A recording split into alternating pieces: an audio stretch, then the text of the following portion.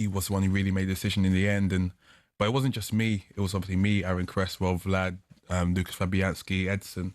Like, he got rid of a lot of the senior group, the leaders in the changing rooms. And I feel like he was trying to change things up and go more young. But then it's a bit of a contradicting factor because he did that. And then within 3 weeks, he was going, we've got the leaders in the changing room. Mm-hmm. When it's his decision to get rid of him. So it made no sense to me. I think, Michael, I mean, I'm looking at this, mate, and one of the quotes you said in the podcast was, I had resentment against the club. I hated them. Nothing to do with the fans, just the ownership. The only way they could feel my pain, was to be relegated. Now, do you think, the question I would ask you is, do you think it was a personal attack? Did it feel personal? Or, as you say in the book, humans know...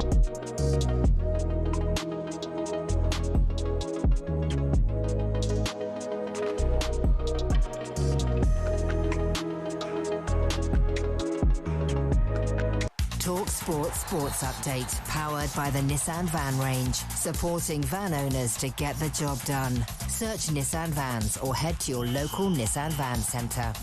We do headlines. Just coming up to 2 minutes past 10, I'm Nick Ellaby. Good morning. We'll start with the breaking news. talkSPORT understands Celtic are prepared to make Robbie Keane manager and offer Martin O'Neill a role in the boardroom if he doesn't want to carry on in the dugout. Ex-Republic of Ireland international Keane had positive talks with Celtic's hierarchy this week after stepping down as Ferencváros head coach. More on this coming up in the show with Jim and Simon. Now, do Fulham have £8 million to spend on a new manager? That's how much it'll cost to get Kieran McKenna out his Ipswich contract. We understand McKenna is interested, though. Here's our chief football correspondent, Alex Crook, with two more options. Thomas Frank, you've been talking about, I think he's keen to come back to work as well and would seem a good fit. Liam Rosenior was a big target of Fulham before when they were preparing for Silva's departure. Obviously, he's gone to Chelsea and didn't last very long there, but doesn't necessarily mean he's a bad manager. Meanwhile, cult hero at the Cottage, Moritz Volz, thinks next season could be a dangerous one for Fulham. Marco Silva, to me, did a great job stabilising the club in the Premiership. They were never in danger, and I think that's in itself a great job. After 5 years, Marco Silva's off to Benfica. Meanwhile, Liverpool are in talks with Bournemouth about nabbing Andoni Iraola's backroom staff. Iraola's already agreed a 2-year deal following Slot's sacking. The Telegraph's Dom King has been surprised with all this talk of Liverpool needing to play a certain way. Says the only important thing is to win. There are different ways to doing it. It hasn't got to be like, passing out from the back and running like 100 million miles an hour. If you're winning and it's exciting, you can do it in any kind of way. And Thomas Tuchel's plan to help England cope in the heat of North America is in full effect. So how are the boys getting on? Oh, it's a struggle. First day, it's a struggle. But look, it's good. It's going to get us prepared for it. And what better way to be here in Miami. Ollie Watkins there, who says being left out by Tuchel in March gave him fire in his belly to improve. England's World Cup warm-up against New Zealand is live on talkSPORT on Friday evening. talkSPORT News. Police chiefs will review anti-racism guidance after the murder of Henry Novak, and a Royal Navy helicopter has crashed in Devon. Amelia's got more at past. talkSPORT weather with QuickFit. The tyre transfer window is hotting up and we've signed a multi-generational talent with Continental Tyres. Visit quickfit.com and book today. Rain moving eastward, heavier over Scotland, sunshine and showers this afternoon, wetter in the north, hail and thunder possible there, and it's windy. Hello, I'm Matt Forden from talkSPORT. This is how to win the World Cup. This is the best squad I think England have ever had.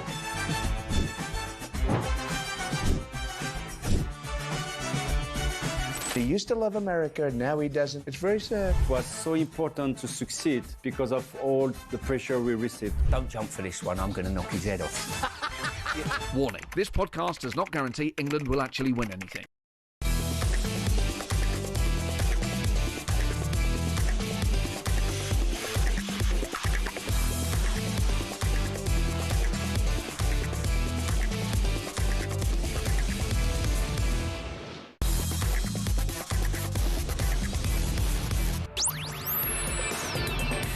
Good morning, everybody. You're listening to Jim White and Simon Jordan. We're live on talkSPORT. So Liverpool reach an agreement to appoint Iraola. What was the bigger gamble here? Sticking with Slot or pivoting to Andoni? Meanwhile, if a player is charged with a crime, should that forfeit their opportunity to play football? Also today, how do you advance Fulham? Can you support more than one nation? Has sporting media changed for the better? And as the dust settles on Budapest, we'll be joined in studio by broadcaster and Arsenal fan Piers Morgan. It's Jim White and Simon Jordan, and we are live on talkSPORT. 100% engagement. Jim White and Simon Jordan on talkSPORT. Not that I'm worried or concerned in any way, but our World Cup opponent, Scotland's World Cup opponents, Haiti, played last night in Fort Lauderdale, Florida, and they won 4-0. Against whom? New Zealand. Okay. Chris Wood and all. Right. So, Providence... This is the same New Zealand that Norway drew with recently. Yeah. Providence, Joseph, Piero and Lacroix all scored for Haiti. Let's get it in early. Let's build the case. Let's build the runway for any excuses. Well, I think you owe Mark McGee an apology. Because not. Mark McGee quite rightly flagged it up. Haiti can bring problems. And they certainly brought New Zealand 4 of them. I don't think Mr. Magoo brought up anything of any relevance. You shouldn't be getting beat by Haiti. You should be winning against Haiti. If you can't beat Haiti, and you know it yourselves, what is the point of you? What is the point of us? I tell you what might get interesting. Croatia, your opening World Cup opponents, lost last night to Belgium. And this is a Croatia with Modric, Perisic, Kovacic. So you might glide through your first game because they're not much cop these days. Well, we should do. We should win our, not because there's any entitlement or arrogance as was characterised yesterday, but because England are a better side than these teams. They have better players. Right. And if we're talking about Modric, what's he going to beat us with? His Zimmer frame. We are at a point now where these players and these teams should be beatable, and England should do their job. Now, but that should do their job and doing their job are two different things. You were there when I was sitting there pulling my hair out against England against USA in Qatar when they were so poor. I know it was so funny. Tournament football is different, but you've got to expect to win certain games. Otherwise, what is the point of turning up? England have got a job to do. The manager is talking about building towards winning a World Cup. Let's deal with the teams in front of us in the same way that Scotland have got to take Haiti, beat them, and then why about the threat of Morocco and Brazil in isolation? Yeah. So you expect to beat Croatia? Yes, I expect to beat everyone in our group. Right. I expect Scotland to beat Haiti. Good. There you go. We're off and running. Brazil might be different. Morocco might be different. But we'll see. We'll see. But give yourself a head start. Don't start the tournament. I mean, okay, it was unfair that your first game, not unfair, but just a quirk of seeding that you got your first game against Germany. Not a nice situation for the Scots to playing in the Euros. In the Euros, yeah. But you set a tone for yourselves by playing so poorly in that game because the Germans were no great shakes. Yeah. And so in this instance, you've got the weakest group, the weakest team in the group first. Yes. So get the job done, Scotland. Get the job done. The great thing about that night was the way we sang Flower of Scotland with such relish. Gusto. Even producer Luke, who comes from Colchester, was singing Flower of Scotland. Hairs on the back of his neck went up. Oh, it was amazing. Now, listen, Liverpool, and incidentally, Piers Morgan, you two are best of friends these days, are you? Used to be one time like, tit-for-tat rivals, but now you're good chums. Really? No? Really? Oh, I corrected. We had that ridiculous interview we did with Ronaldo where he was advertising Ronaldo's wares for him. And he got corrected. Got corrected. And I don't mind Piers. He's all right. In certain subjects I don't agree with him, but he's all right. He's a decent broadcaster, isn't he? You're the one who invited him on a bloody show, so shut up. Did you have dinner recently? Or was that Yes. Was that a nasty rumour? Oh, you did? Yes. All right. Who paid that? Piers paid it, actually. Oh, lovely. How lovely. Okay. Liverpool reached an agreement to appoint Andoni Iraola as their new coach, Simon. He's set to sign a 2-year deal with Liverpool. What do you think is a bigger gamble here? Sticking with Slot or pivoting to Andoni? Well, you have to ask yourself why they've done it. And obviously one would say that the performance of the team and their failure to defend their title in the way that were anticipated. Well, we had that previously with Klopp. They didn't defend their 2019-2020 title particularly well, but there was a massive connection between Klopp and the fans. Now, we've listened to Danny Murphy repeatedly suggest that the whole of the Liverpool fan base, which I probably think is a bit of an exaggeration, but the significant part of the Liverpool fan base were gone. They weren't part of any belief system in Slot. So that coupled with probably some situations around players, the failure to handle the Salah situation particularly well, the observations when you look at player development that no one's really advanced under him, all of those have probably come to a point where Iraola looks the exact opposite of that. Right. He looks the exact opposite of that. So sticking with Slot was a bigger gamble? everything's a gamble. Everything's a gamble. What you know, sometimes the devil you know best. You know what Slot is. Now, interestingly, what Slot was talking about was that we now know what we've got to do next year. What you will see next year is very different to what you've seen this year. So why that wasn't bought into by the people that he's been working with for 2 years is a question for them. The interesting point about Matey Boy coming from Bournemouth is that Liverpool is a destination. Bournemouth is a waypoint. There are differences in how you manage those clubs. It's a waypoint for managers, and by that I mean it's a point where you start. It's not the end result. Right. Liverpool are one of those clubs in world football that is a destination. It's one of the biggest clubs in world football. There aren't many bigger. Whereas Bournemouth, for its players and for its managers, is a waypoint where you start there and end up somewhere else. You see, that's an interesting point, Sam. I mean, translating success from mid-tier to top level, and I'm talking about Potter, Chelsea, Moyes, Manchester United, Hodgson, Liverpool. Yeah. It's a more confidence that Iraola won't fall into the same trap, that this job's too big for me. Let's look at those in the isolation. Moyes was never given a chance. There was no chance for David. And if he was judged by the same standards of Man United managers past him, he'd have been given a couple of years to correct the initial ails of people's perception of him. Potter, well, I wasn't in Potter's camp anyway. So you look at this situation, you've got to identify these managers. Roy Hodgson, for me, whilst I admire Roy, I don't think Roy was a big club manager. I know he managed Inter Milan. Yeah. Every time he stepped into a big club environment, it became problematic. Liverpool being a case in point, and a few other examples. Sure, but Potter had done very well at Brighton. We're agreed on that. But that's again managing under. Iraola has done very well at Bournemouth. We're agreed on that. But we're agreed that the framework of Brighton was set up in such a way that most managers, with due respect, at that point, were coming in and doing well. Brighton, Potter, then to De Zerbi and to this new fella. It can't be a coincidence that all of them are doing particularly well because the framework, but they're all doing well within a framework of Brighton's expectations. So Brighton finished sixth in the league. It's a revelation. Liverpool finished sixth in the league. It's an aberration. So there's a difference and a different set of parameters that will judge him by. Now, there's nothing about what we've seen from this guy at Bournemouth that doesn't lend me to believe that he can translate. There's nothing about him. But Liverpool, in my view, majority of the time, besides the succession programs of the 70s and 80s, where it was all about Bill Shankly to Bob Paisley to Joe Fagan to Ronnie Moran, and it was all built out of succession and Kenny Dalglish. Predominantly, when they've employed managers that have been successful, it's because they've gone for winners. Klopp was a winner. Klopp had already established himself in Germany as somebody that won things. Right. No, this is interesting. Brendan Rodgers didn't establish himself. Yeah. He came in on the back of Swansea and people felt, hang on a second, that was an educated punt. And what about Slot? Slot had won things. But we've now got into a temperance period where, for whatever reason, this guy that won the Premier League for Liverpool does not get any temperance. Well, this is it. And that is the connectivity. It has to be the connectivity with the fan base. Right. Well, interestingly, one of their own, a Liverpool legend, Mark Lawrenson, was on breakfast, and he was asked straight, "Did you back the decision to sack Slot?" Yeah, I just think if you look at him. Look at it. The one thing about Liverpool is they have a certain style, which is footballing in your face, and it's always been that way. And he just couldn't do that. It's just very, very strange. It was almost like this, this Dutch kind of thing where, we'll get the ball and we'll knock it around and all those kind of things. And I honestly, really, and I mean, it's a really nice guy, but he just didn't get Liverpool and the football club at all. So, off the back of that, Simon, has the Slot tenure confused what is acceptable at Liverpool?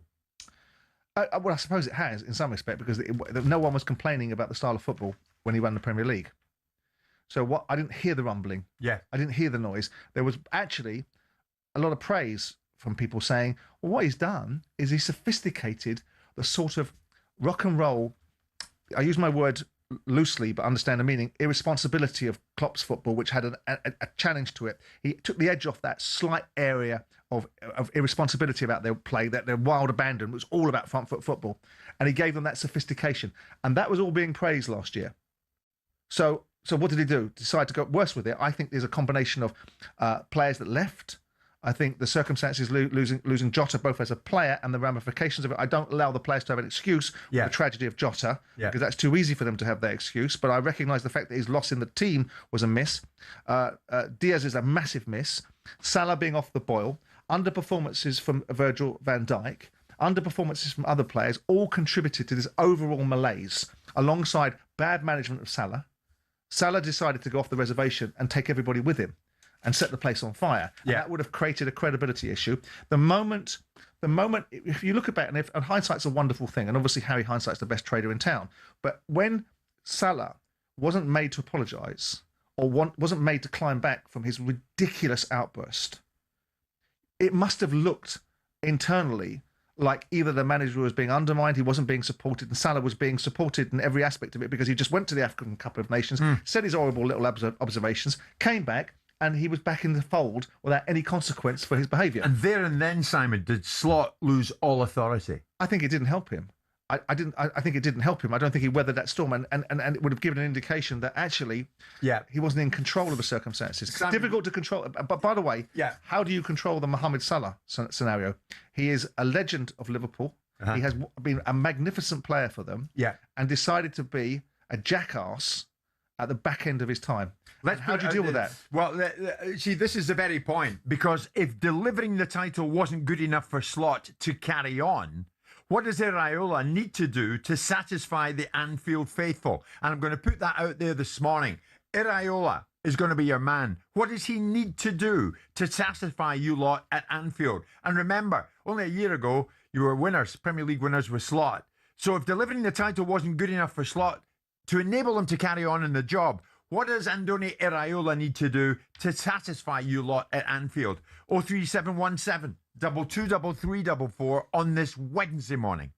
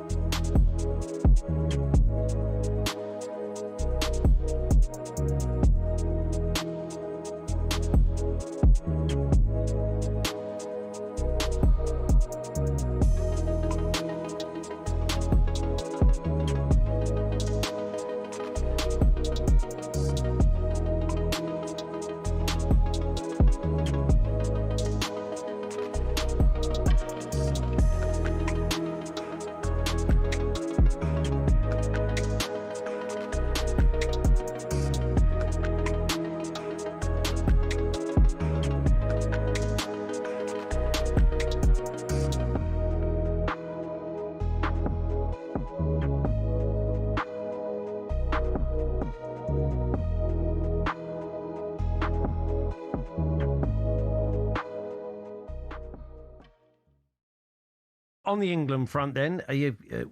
What do you make of the squad, and are you optimistic from looking at the 26? I'm optimistic in terms of him maximising the potential to get to the latter stages, semi-finals, finals, possibly even winning.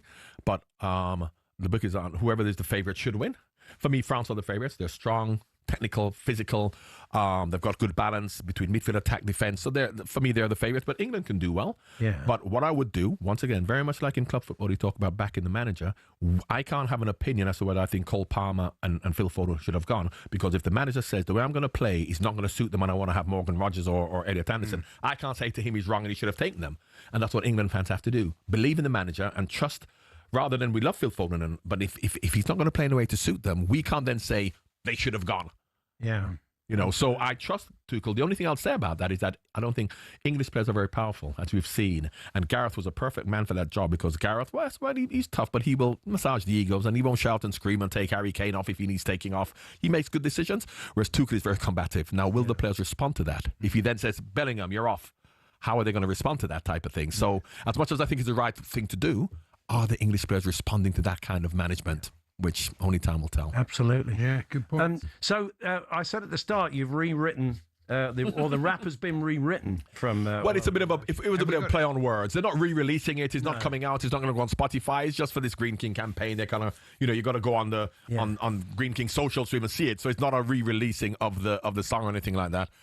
If so, I would have probably gone try and get a bit of royalty this time around. You've got to hold your pint, but be there for kickoff time. You're here to back your team, but staying home is a crime. They're always shouting and singing through defense and attack. You're always welcome inside. It's sunny round the back. There we are. There we go. No one else could do that. Woo!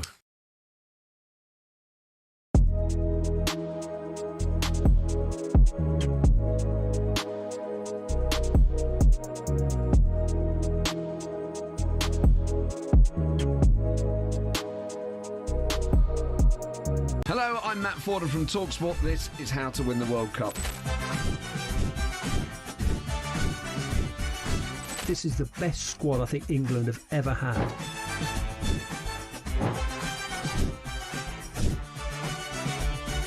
He used to love America, now he doesn't. It's very sad. It was so important to succeed because of all the pressure we received. Don't jump for this one, I'm going to knock his head off. Warning, this podcast does not guarantee England will actually win anything.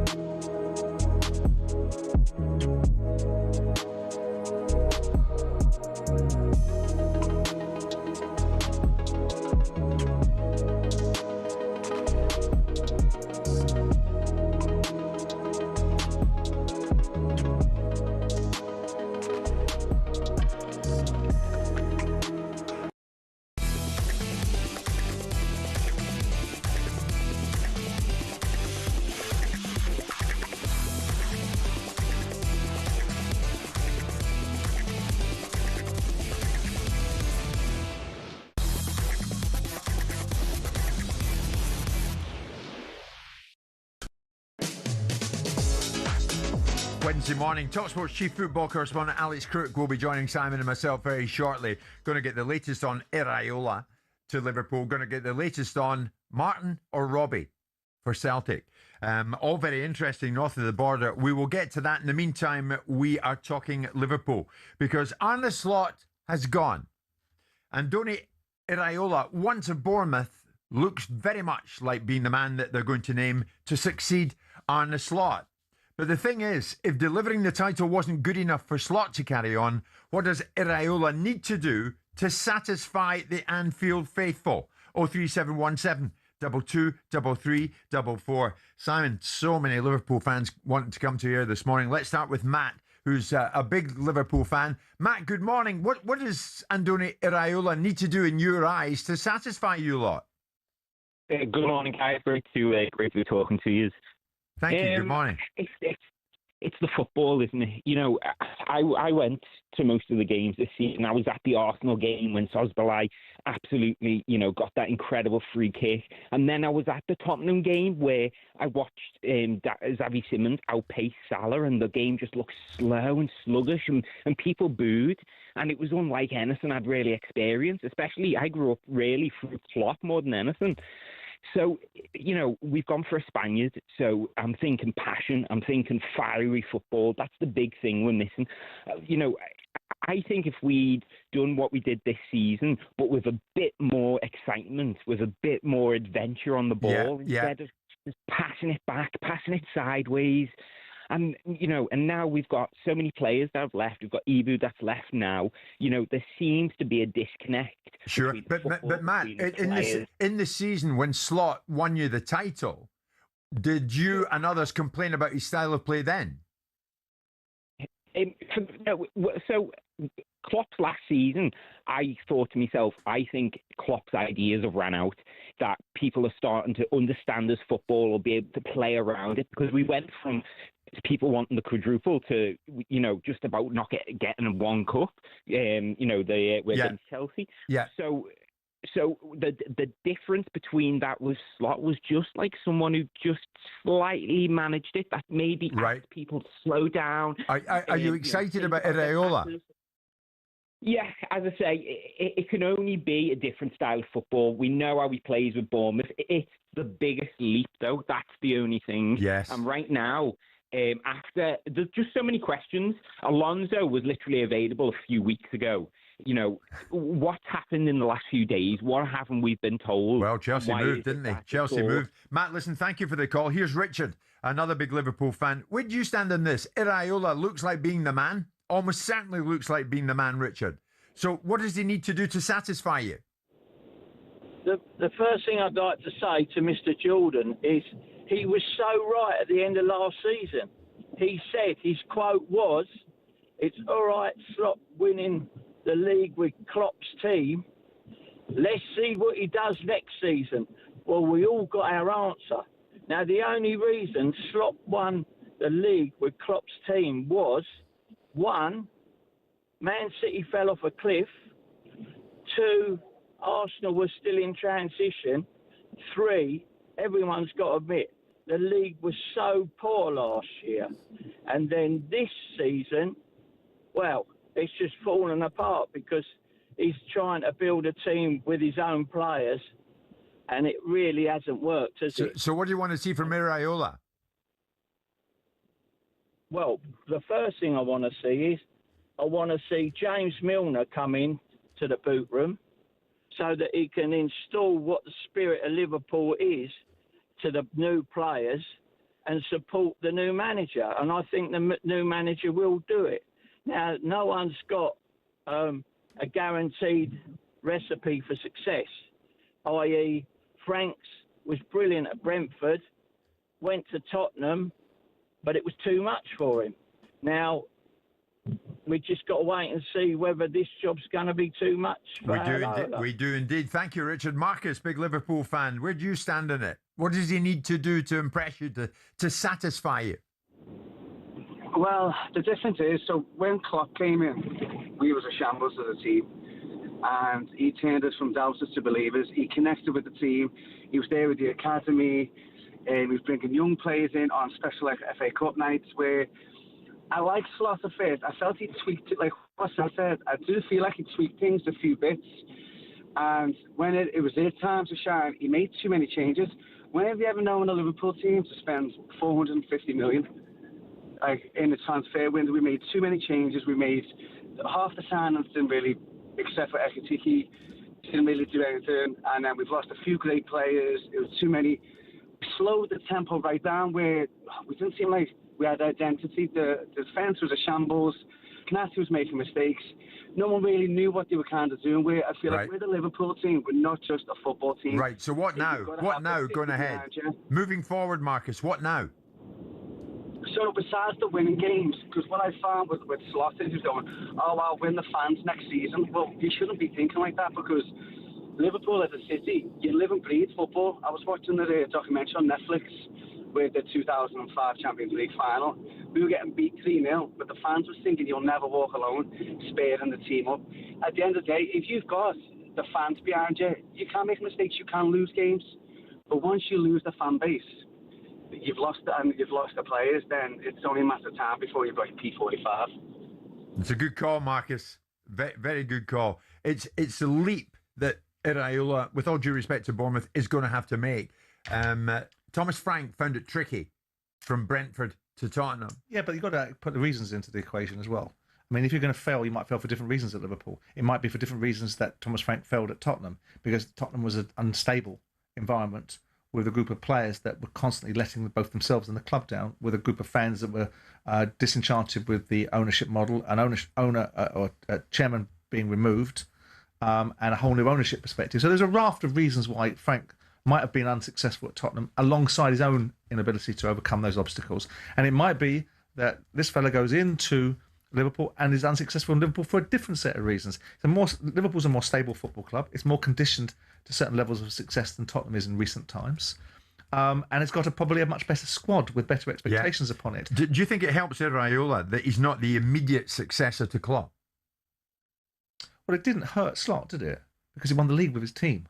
What's hurt Slot is his inability to be able to build off that, and the connection with the fans, and the fans' expectation is back up again at Liverpool. There's no tolerance of any shortcomings, and the style of players come into focus. But everybody said, "Oh, that's Jurgen Klopp's team." That was the team that he inherited. Sure, but then Slot plays around with it and gets in players, whether he wanted them or not. But did he play him? And it changes. But this, again, the idea, first of all, Liverpool didn't spend anything in the first season when he was there, which is an absolute rarity in football. So when we talk about, ain't like Liverpool to spend 450 million quid, ain't like Liverpool to spend nothing either. So he combined two transfer windows in one. And on top of that, he tragically lost a player that had to be replaced, and he lost another player, and Darwin Núñez had to be sold because he wasn't good enough. So when you actually look at what Liverpool did and had to replace and had to build from, whilst he spent a lot of money and he should be accountable for it, and he should be judged by the inability to be able to resource 100 million twice and two players. Well, the sporting director spent it. He didn't spend it. It's not his money. We can't argue on one hand that managers don't get enough control, and then argue on the other hand that that the sporting directors aren't responsible for the signing of these players and what people paid for them. He identified the players, or the sporting directors did. They paid the money for them. The club were prepared to do it. You can't legislate for what Isak didn't do. He was injured most of the season. So with all that in mind... I mean, did he spend a lot? Yes, the answer is yes, he did. Yeah, I know he personally didn't, but you know what I'm going with. Yeah, but again, if Liverpool spent £200 million for over 2 seasons, no one would say anything.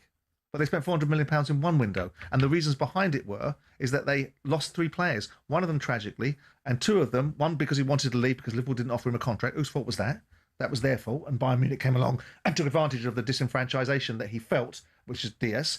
And then you've got Darwin Núñez not being good enough. So all that comes into play. So let's get the context right. The bottom line with Slot is that he couldn't translate this season. So to answer your question, did it hurt him to follow Klopp? No, because the instantaneous circumstances, what you're judged by. Moyes got hurt because he followed Ferguson. Did Emery get hurt by following Wenger? Well, I'm not sure he did, because Wenger was getting diminished by his own fan base. So he wasn't holding this huge admiration anymore from the fan base, because they were almost hounding him out of his own club. So the real person but the one thing that stuck out for me was, just before we hit half 10, is that the minute it starts going wrong for Slot, people hark back to the days of Klopp. Style of football. And that never helped Slot. But that's style of football, isn't it? Yeah. That's a style of football issue. Yeah. At 10:30, the other side of this break, we're going to be joined, as I mentioned earlier, by talkSPORT chief football correspondent Alex Crook. The latest on Iraola, that and a whole lot more. Stay with us.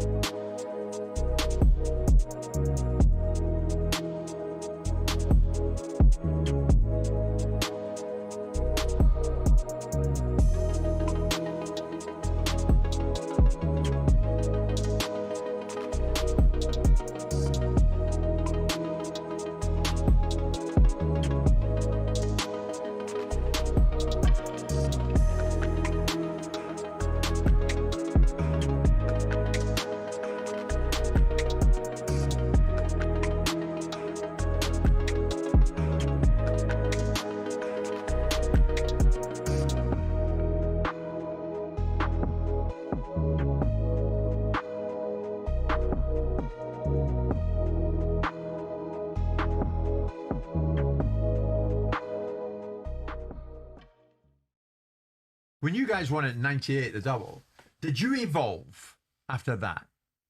We knew or that did you stay the same? We wanted to play offensive football, because for me, I totally agree with you, Simon. I will probably add something, that for me is very important. You cannot play next season the same way because I think the pressure will be high, in the medias, but as well from the fans, even from the Arsenal fans. Everybody is very happy and very proud of winning the Premier League this season. But we are a little bit frustrated in terms of the way they play. So for me, the most important, except the fans and the press, is the players. Do you think the players are very happy to play the way they did? Even thinking that they were leading the score against Paris Saint-Germain, even thinking that Paris Saint-Germain is the best team in the world, that there is no shame to defend against this team because they are such good players, But do you think that Arsenal, the players, will be happy to do exactly the same thing next season? You have to enjoy what you're doing on the pitch. This is the best way of winning things. Yeah. If you don't do that, something's going to break, into the team. Would you have enjoyed playing like Arsenal play? This way? Yeah. If I won the Champions League, of course. But they didn't. They won the Premier League, so they have something in their mind thinking, we did... Is Andoni Iraola the profile of manager Liverpool should be going for? What about Mourinho? Proven winner. Would you take Mourinho? Proven winner. Not the manager of Bournemouth. No, but... He would never manage Bournemouth. Former Liverpool forward Dean Saunders thinks Liverpool should be going for bigger names. Iraola wants to bring his Bournemouth backroom staff with him to Anfield. Talks are ongoing. talkSPORT's Jeff Selling says everyone wishes nice guy Iraola well. Club of this size, demands success.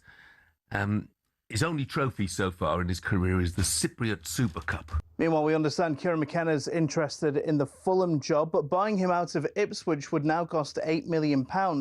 Former Fulham defender Moritz Volz told us the next season could be a dangerous one. Marco Silva, to me, did a great job stabilising the club in the Premiership. They were never in danger, and I think that's in itself a great job. Meanwhile, Man United have agreed a £39 million package with Atalanta for Brazilian midfielder Ederson. Salford City are looking for a new manager. They've sacked Carl Robinson a week after missing out on promotion to League One. Switzerland have arrived at the World Cup without striker Breland Bolo. His entry into the US is under review over a previous conviction. And Ferrari F1 driver Charles Leclerc has signed a new multi-year contract with the team ahead of his home race in Monaco on Sunday. Get more at talksport.com.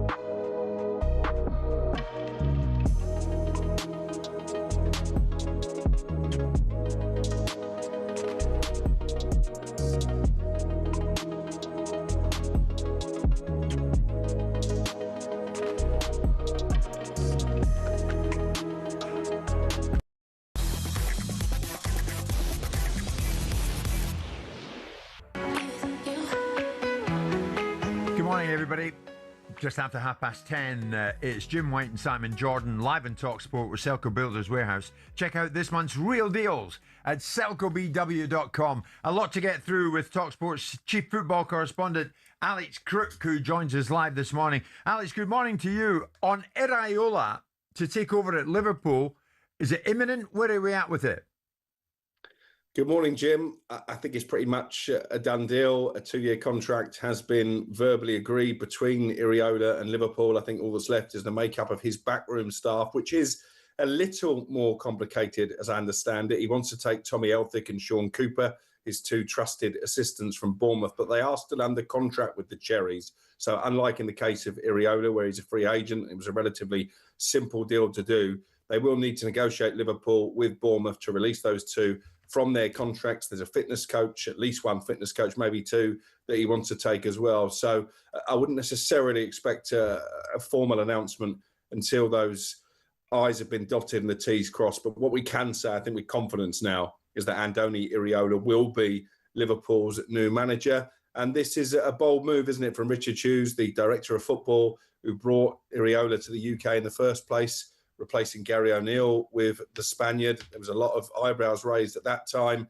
And I still think it was a surprise to many that Richard Hughes made the call to sack Arne Slot over the weekend, but they've moved very quickly to identify Iraola as their top target. And I think he'll bring the type of football to Anfield that Liverpool fans will say has been lacking, certainly over the last season. Okay, we'll watch for it, Alex. Marco Silva now left Fulham for Benfica after 5 years in charge. So that's done. He's gone, right? Yeah, this wasn't the biggest surprise either, Jim. I have to say, we were reporting on talksport.com last week that he'd already agreed the terms of a contract, certainly in terms of length, with Benfica. I was told also he's already built a house in the area. So I think Fulham knew the writing was on the wall. He goes after 5 years, seemingly with the Cottagers' best wishes. He's had quite a classy send-off on the club's various social media accounts. But the attention now turns to who might replace him. Kieran McKenna, I think, is very much a front-runner in the eyes of the Fulham board. But again, not an easy deal to do because Ipswich have just been promoted to the Premier League. My understanding is his release clause is now in the region of £8 million, which is on the high side of what a club would usually be willing to pay. Kieran McKenna always seems to be indexed, doesn't he, Simon? Because he's a young manager that has gained some currency out of being successful at Ipswich. When I spoke to Mark Ashton about it, when I saw him at the Fabio Wardley fight, and one thing he did say was that he's got a big release clause. has been born as out. Alex has just said. Alex has just suggested. Yeah. I mean, he's done a good job at Ipswich. I mean, there is a point I would suggest, and by no means am I suggesting that this is what would happen, that I would have less vitriol towards Kieran McKenna leaving Ipswich now than I would have had when he took them up a couple of years ago. Because in part, he's done his job. He's taken Ipswich through the divisions. He's earned the right, to some extent, to move to a bigger football club if that opportunity presents itself, if that is what is being considered at Fulham as a bigger football club. But the bottom line is that I would be surprised. I think he will stay at Ipswich. I think he's got a good relationship with the board there. I think he's given a lot of support. I think he's comfortable in his space, and will want to perhaps get Ipswich into the Premier League and keep them there.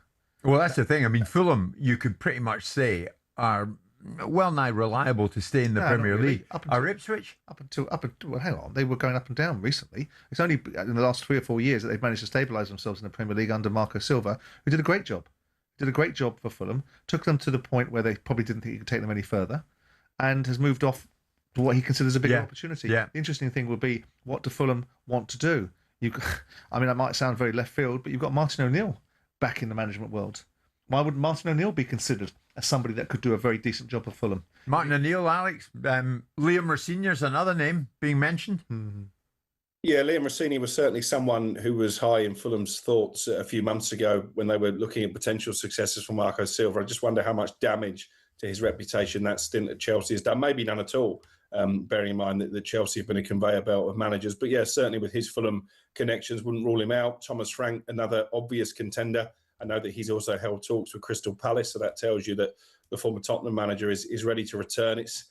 It's going to be an incredible summer, I think. You know, as much as the transfer market will hot up, I've never known a managerial merry-go-round quite like this one. Yeah, I mean, with Iraola now seemingly off the table in terms of heading to Liverpool, are Crystal Palace now shopping in a similar market to Fulham for replacements? Potentially. I think they always felt that the prospects of getting Iraola were slim, that they made a good play for him. And I think he knew that if he wanted the job, he would be Palace's top target. But they always feared that a perceived bigger club, and obviously Liverpool are a bigger club, would come in for him. The name that I got told towards the back end of last week and that seems to be getting some traction is Pierre Serge. Done really well in the French league, first with Lyon and then with Lens, won the French Cup this season, finished second to PSG. And it's our understanding at talkSPORT that he's actually told Lens that he would like to move on. So that might be seen as a good sign for Crystal Palace. Okay, finally, Celtic. What is going on? Robbie Keane, Martin O'Neill, where are we at with it? Well, it's interesting that Simon mentioned Martin O'Neill there as someone who could do a job at Fulham. You guys probably would be more party to know just how big his ambition, how big his desire is to carry on in the dugout. What I've been told in the last couple of hours is that if Martin O'Neill decides he doesn't want to carry on as Celtic manager, then Robbie Keane is very much the front runner. And there is even a possibility of Robbie Keane going in as manager and Martin O'Neill staying at the club, but moving upstairs to a sort of director of football position. I wonder if you think that might make some sense. What are you thinking? Would that fly? I mean, I perceive there is an opportunity to bring Robbie Keane in and potentially work under Martin O'Neill. I'm not sure that would work for Martin. I think Martin would want to manage Celtic, and if he's managing Celtic or working in a way to either groom, use the terminology advisedly, Robbie Keane to take over the management job or step over, I would be surprised if he did that. I would be surprised if Martin wanted to do that. I think he's a manager. Why? Would he'd feel diminished, is what you're saying? Well, I think it depends how if they bring him in as an assistant to Martin as manager, I think that to some extent undermines him. Not because he should be fearful of the young prodigy coming up, but because it's basically suggesting that his job is to groom him as a successor rather than manage the team. Succession management is a great thing, but you build that internally. You don't parachute somebody in, create a management team with a precursor that this guy's going to manage you into a position. Yeah. Now, whether I would be surprised if Martin wants to be director of football. I think, if he's got the energy, you've got to stop saying people he hasn't got the energy, because he has got the energy. And I suspect he's not saying that anymore. But I think Martin can do a job. I think he's evident he can do a job. Maybe he doesn't have the energy, and he wants us to believe that he doesn't. Of course he has the energy. Of course he has the energy. I think if he does have the energy, then he will carry on as manager. I think that would be Celtic's preferred option, but if he decides he doesn't want that, then that's where Robbie Keane, I think, comes into play. Okay. Alex, thanks very much indeed. Alex Cook with us live, talkSPORT's chief football correspondent. What do you think? You're shaking your head. How does it end? I don't think that's the order of events. I think Celtic want to bring Robbie Keane in under Martin O'Neill, and if Martin O'Neill's prepared to accept that, then that's what they might try to do. But if Martin isn't prepared to accept that, then they'll be put to a question as to how valuable they think Martin is. I think that's what's more likely to happen. All right. We'll keep a close watch on it because it's going to be sooner than later. We're going to be hearing news at Celtic Park. 11:15 this Wednesday morning. We're live in talkSPORT.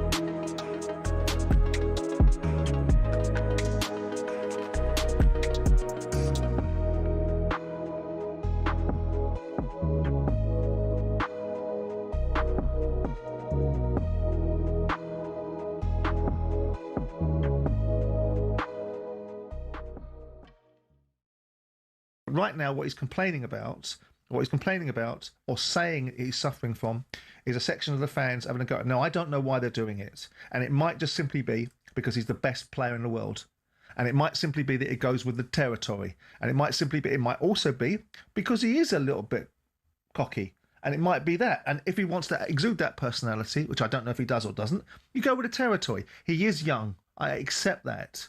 And I accept that it comes with a degree of experience that can say, let it go over your head. But it's quite sad, though, when he says the reception he got in Rotterdam, because he was playing the Dutchman Van Veen, was the worst I have experienced. But his mindset going forward was, I'll just expect the worst.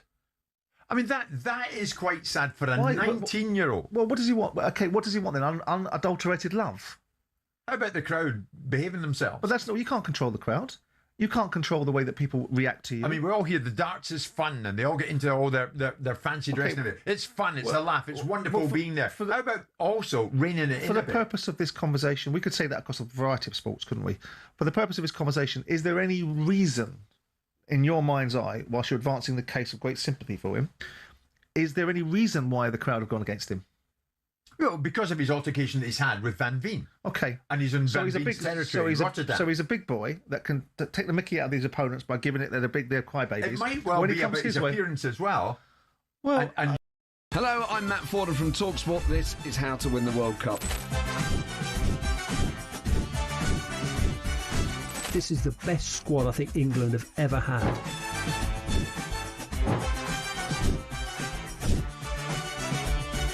He used to love America, now he doesn't. It's very sad. It was so important to succeed because of all the pressure we received. Don't jump for this one, I'm going to knock his head off. Warning, this podcast does not guarantee England will actually win anything.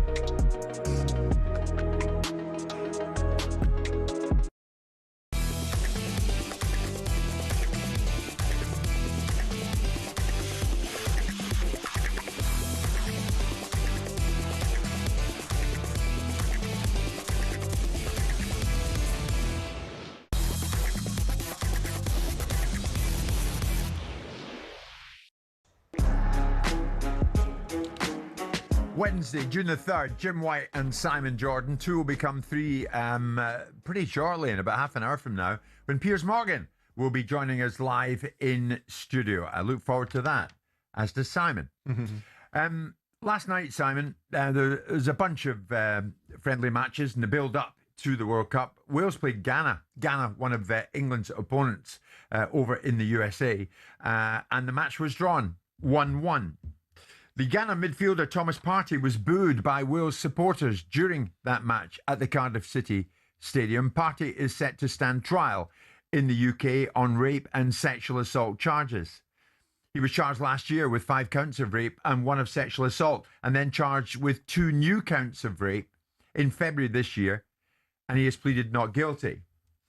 Ghana manager Carlos Queiroz defended the decision to include Thomas Partey. He says, as far as I know, in England, in Portugal, whatever, we're living in this world until the court makes a decision that the presumption of innocence is on the side of all court cases. Queiroz said, but today, and this is not only about Thomas, very unfortunately, the way the social media and the media sometimes act with full and total impunity, we are condemned even before we have the opportunity to defend. This is not for me or you to make a judgment about. So, Simon, I think if I remember rightly, Partey came off at half-time. But that's by the by. In more general terms, if a player is charged with a crime, should that forfeit their opportunity to play football? Depends what the crime is. I mean, it depends what the crime is. I mean, in an instance of a very significant crime like this, then the balance of probability, because it's a public domain environment, is that you would, and he's right, by the way, the manager, the presumption, there's a big difference between being charged and being found guilty. We've seen that with Benjamin Mendy. Yeah. Now, however that case collapsed or however he wasn't found guilty is kind of irrelevant. This position was taken by the football club to take him out full stop, literally, the moment he was charged. It's all about barriers to entry. We should live in a world where the presumption of innocence is still something that has to be detailed first, not the presumption of guilt, and get the balance right. Now, obviously, in situations surrounding very serious allegations about sexual behaviour, it's the balancing act against the victim as well, in the victim in this situation who has to be believed. So you've got to get the balance right. But as a public domain business, I think the barrier to entry is the moment you're charged. I think it's reasonable for a public domain business to withdraw that person from frontline activity. In this instance, playing on a football field, because it's a unique set of parameters. It's not the same as working in an office. It's not the same as working in a building site. And even in those situations, you'd have to review that very carefully about how you operated. But in a public domain business, for the best interests of the team, the football club, and perhaps the individual player, you withdraw him. Now, Manchester City withdrew Mendy, and they not only withdrew Mendy, they withdrew his salary. Well, Manchester City, yes, suspended Benjamin Mendy without pay when he was charged with multiple counts of sexual assault. How did that work out for them? Because Mendy was subsequently acquitted of all of those charges against him. And then he took City to an employment tribunal and regained his contractual Mendy won rights. £11 million in damages from the club, which ultimately you would expect him to have done, irrespective of how the case concluded in terms of he was found not guilty or however it was concluded. I can't remember how the Mendy case was concluded. But to go to the question without being specific, he was acquitted of all those charges. Fine. I don't know whether the case collapsed, witnesses didn't come into play, whether his absolute innocence was unequivocal. I don't know that, so there's no point me referencing it. But you cannot treat every single crime the same way. So if I've got somebody that's committed a traffic crime and is going to be put into and has been charged by the police, I'm not going to withdraw him, am I? But in very serious cases, such as this, then I think most people inside a football club would suggest, and most people at international level would suggest, that it is the better interest of everybody that the player isn't playing on a football field because it has a unique set of circumstances. So are you telling me that if you were the owner of a club, as you have been, and one of your players was charged with sexual assault or rape, you would withdraw him? I think so. I think that would be the sensible thing to do. I think, obviously, depending how close I was to the case and knew the absolute specifics of it, we've seen situations. We've seen people go to prison. Jed Evans. And we've seen people pile onto it. And we've seen people like Jessica Ennis Hill putting her 2 penny in about not having their football stadium named after it if this player was allowed to come back. And then he's acquitted. And then he goes out, doesn't appeal, and is acquitted. What do you do in circumstances like this? But once the burden of the obligation to produce a certain level of threshold has been crossed, and I would suspect that it's incumbent upon the CPS not to bring spurious charges. So once that burden has been reached and it's been charged, I think it's reasonable for an employer in a public domain business to withdraw that person from the front line. Yeah, but for a variety of how reasons. do you balance that with what you've just said, that the presumption of innocence Because the burden until guilty is the key thing here. Well, first and foremost, it's my choice. Now, if we've just seen that case law has proved that a player can go back and continue to be paid, i.e. Benjamin Mendy went back. Man City weren't in this situation for any fault of their own. The player was put into a situation and ultimately cleared of that situation, but it was not Man City's fault. So they withdrew themselves. They believed that this would constitute a breach of contract, suspended him, withdrew his contract, and then found out that actually under English law they couldn't do that. So when you talk about how do I balance this, well, have I got a balance? If I pay your wages and I'm obligated to pay your wages, I'm not obligated to play you. So if I choose not to play you, that's my gift. Now, you can get the silly little unions to pop up with their sporting chance observations, but if I'm paying your wages and I deem that a threshold has been crossed in a business, which is you now have moved from an allegation to being formally charged by the CPS, and if that barrier is something I consider to be a reasonable barrier for me to want to withdraw all your services, I can't withdraw your finances, so my contractual obligations to you as a player meet my obligation. No, it's not a presumption of innocence. It's a reasonable level of conduct based upon a public domain business. So not only are you going to be in the public domain, not only are you going to be subject to abuse, probably by away fans and supporting fans. It's going to bring the club into disrepute. It's going to bring the team into a difficult position when the fans are going to be focused on one particular player and making their particular brand of observation about what he is or isn't. And I think in the best order of the football club, which is my collective responsibility, I would not be looking towards a presumption of guilt. I'd be looking towards the best interest of the football club. So basically, it would boil down to the predicament of the player versus the reputation of the club. And you would say the reputation of the club is the key and important thing in this. You're saying that. I'm suggesting that in the best interest of the team and the well-being of the environment, the reputation is the reputation. If you want to put that spin on it, it might form part of the conversation. But the bottom line is that I'm looking at the best interests of an environment that has a player in it that I don't know whether he's guilty or not. Someone has decided that it's reached the threshold serious enough to take him into a situation where he's being formally charged and move past allegation. At allegation stage, I should not be judging and taking radical action, which is withdrawing the player from the environment and not allowing him to do his basic function of play for the money I'm paying him. But when it comes to a situation where it is serious enough for the CPS to have charged him, and I'm across that detail and concur with the fact that it's serious enough and the allegations have to be taken more seriously than just allegations, then I don't think it's unreasonable to withdraw him from the front line, continue to have to pay him, because we've seen that being proven now. So the clubs are not going to withdraw the wages now because they've seen what's the purpose of it. You've just seen Mendy take Man City to court and get his money back. Yeah, but that individual is still... the individual you're talking about here, Simon, though, is charged, albeit charged, yes, but innocent until proven guilty, and yet you'd still withdraw him. But I wouldn't withdraw my contractual obligation. I wouldn't pay his wages. But you're categorising it in a certain way. I didn't say that. I didn't say that at all. I said to you that we would keep up with the contractual obligations because it's been proven that you have to. You have to. Man City looked at it and went, you're in breach of your contract because of the circumstances that you brought upon yourself, not what we brought upon ourselves. So we're going to withdraw that. The Employment Tribunal reinserted those rights. Other football clubs are no longer going to try that. So my position now, knowing that I cannot terminate his contract, cannot terminate the obligations I have to him under contract, I would be sitting there saying, what is the material benefit of taking a moral stance on whether I believe him to be innocent or guilty? It's reached a certain burden. It would, by him playing on a football field, might affect my team, might have an adverse reaction on the outcome of the performance of the football club, and the reputation to some extent might come into play. But primarily, it will detract from the performance of the football team. If I've got one particular player being booed and jeered and vilified in a team, it's not going to help my team's performance. So that's the reasons why I take him out of the equation and allow the landscape to find its natural conclusion via the processes of the legal system. And should that player still be allowed to play for his country? Well, that's a different discussion. That's not for me to answer. That's for the country to answer. I can't answer that. That's not from, I can't withdraw his services from the country. It's already been proven that if you try as a football club to withdraw the services of a player from his country, they have the right to call him. That's for them to argue. That's their moral compass. That's their worldview. That's how they perceive things. We've seen that players that have been in situations in this country have been taken over to other countries, Mason Greenwood being case in point, and initially rejected. The mayor of Marseille saying, I don't want this kind of player with this kind of track record, albeit he wasn't really across the facts of the subject matter because it's a very convoluted case, that one. But that's died down, and away he plays for Marseille. So like everything, things diminish. Yeah. So I don't know whether he should play for his country or not. That's an argument for them. Okay.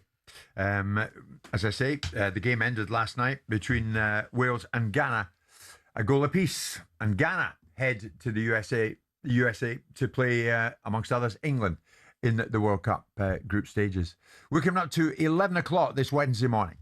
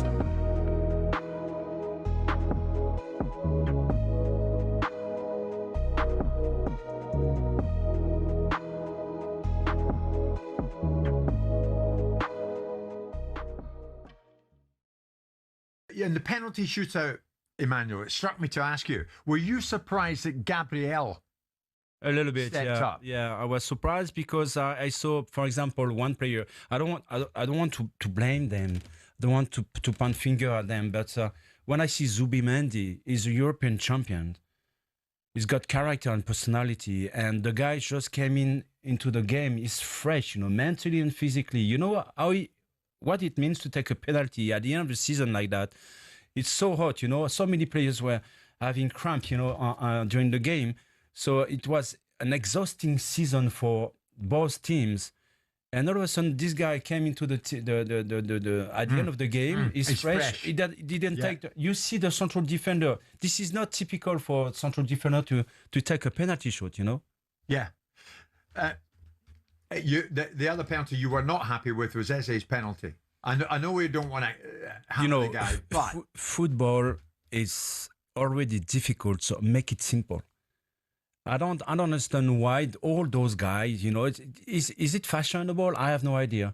But, I'm very annoyed every time I see someone trying to make a stick, before kicking the ball.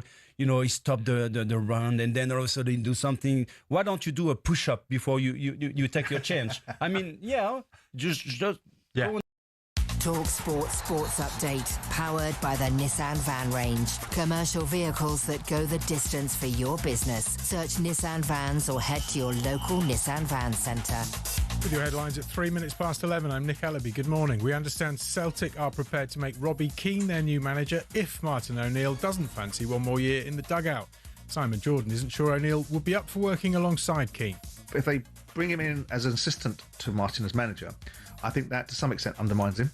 Not because he should be fearful of the young prodigy coming up, but because it's basically suggesting that his job is to groom him as a successor rather than manage the team. Simon says O'Neill's already proven he can do the job by winning the Premiership. Now, cult hero at the Cottage, Moritz Volz, has told talkSPORT this season could be a dangerous one for Fulham, and it's disappointing they don't have Marco Silva's replacement already lined up. Disappointing from the club's perspective because I think it looked like Marco was going to leave this summer for a long time now, and they have had time to prepare.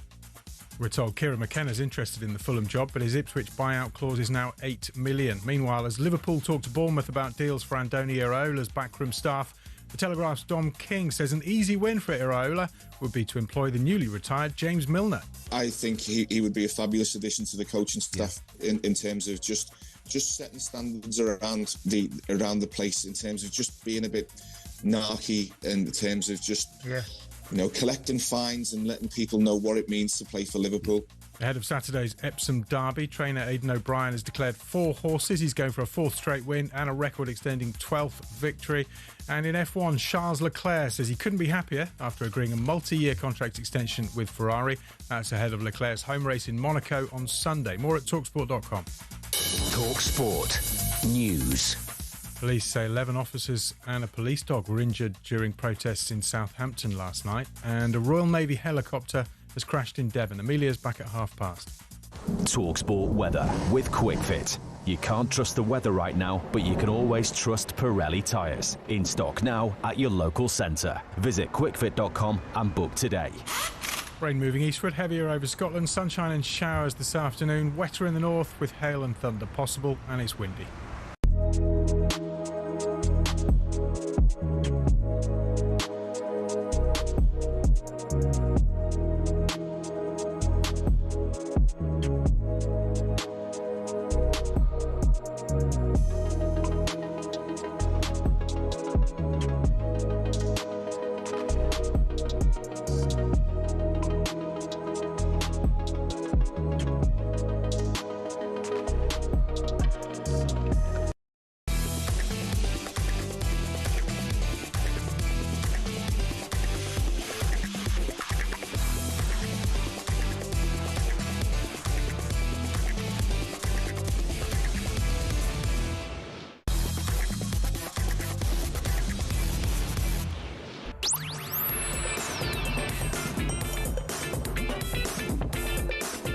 Good morning, everybody. 6 minutes past the 11 o'clock. It's Jim White and it's Simon Jordan, and we are live on talkSPORT. 2 will become 3 in about half an hour from now, because top broadcaster and host of Uncensored, Arsenal fan Piers Morgan will join us live in studio. A whole bunch of things to get through with Piers as and when he joins us right here on the 17th floor of the News Building. I was just up the road from here last night, Best Bib and Tucker, with my talkSPORT colleague Joe Amphlett, as we mixed with consular officials from the World Cup host nations, the USA, Canada and Mexico. They were all in attendance over at the Foreign Office. It was very, very posh, very swanky and very enjoyable. From speeches from the USA representative, from the Canadian representative, from the Mexican representative, all looking forward to what lies ahead in the weeks to come. But of course, some of our own politicians were in amongst it as well. One of them being Douglas Alexander MP, Secretary of State for Scotland. So he and I touched base and had a chat over a cuppa and a sandwich. And as I put to Douglas, well, this is Scotland's first World Cup finals since 1998, where he and other politicians like him beginning to get engrossed in the grip of World Cup fever. Listen, it's unbelievable that Scotland are there. It really makes me think a lot about family as well as football. In 1998, I was a young member of Parliament. I managed to get hold of a ticket. I paid an absolute fortune for the ticket, and I was there for the opening game, Scotland versus Brazil. But my dad and my Uncle Charles also travelled to Paris. They didn't have tickets, but they wanted to be there as part of the Tartan Army. The last time my Uncle Charles had been there was from Dunkirk speeches. And in that sense, when Scotland qualified this time round, I just cannot tell you the joy I felt that my son would see Scotland play on the world's biggest stage and see Scotland play in a World Cup. It means everything. We want to do what we haven't managed to do. Not come home too soon. And not come home too soon. You took the words right out of my mouth. It would be great to get out of the group and progress. What do you think? Well, listen, we've got players of the calibre that can do it. I was desperately sorry to hear about Billy Gilmour's injury, because I saw him playing against England in Wembley and he bossed the English team around the pitch. So in that sense, I'm genuinely heartfelt sorry for him. But you think about McTominay, you think about the other players that we have that will grace that pitch. And listen, it's the hope that kills you, but I'm feeling a lot of hope. You and I work for a living in London. We have English colleagues everywhere. I sit alongside Simon Jordan every morning, and he thinks, without a doubt, England will go deep, might even win it. Is there a fair bit of ribbing goes on between yourself and your English colleagues? 100%. And what you experience every day, I've experienced for a number of years, and that's true for every World Cup. But let's remember the last World Cup they qualified for and won was in 1966. I made sure that I wasn't born until 1967. And if you check the record books, Scotland played England off the pitch at Wembley in 1968. So as far as I'm concerned, Scotland actually were the world champions by that point. But in all seriousness, could it be England's time?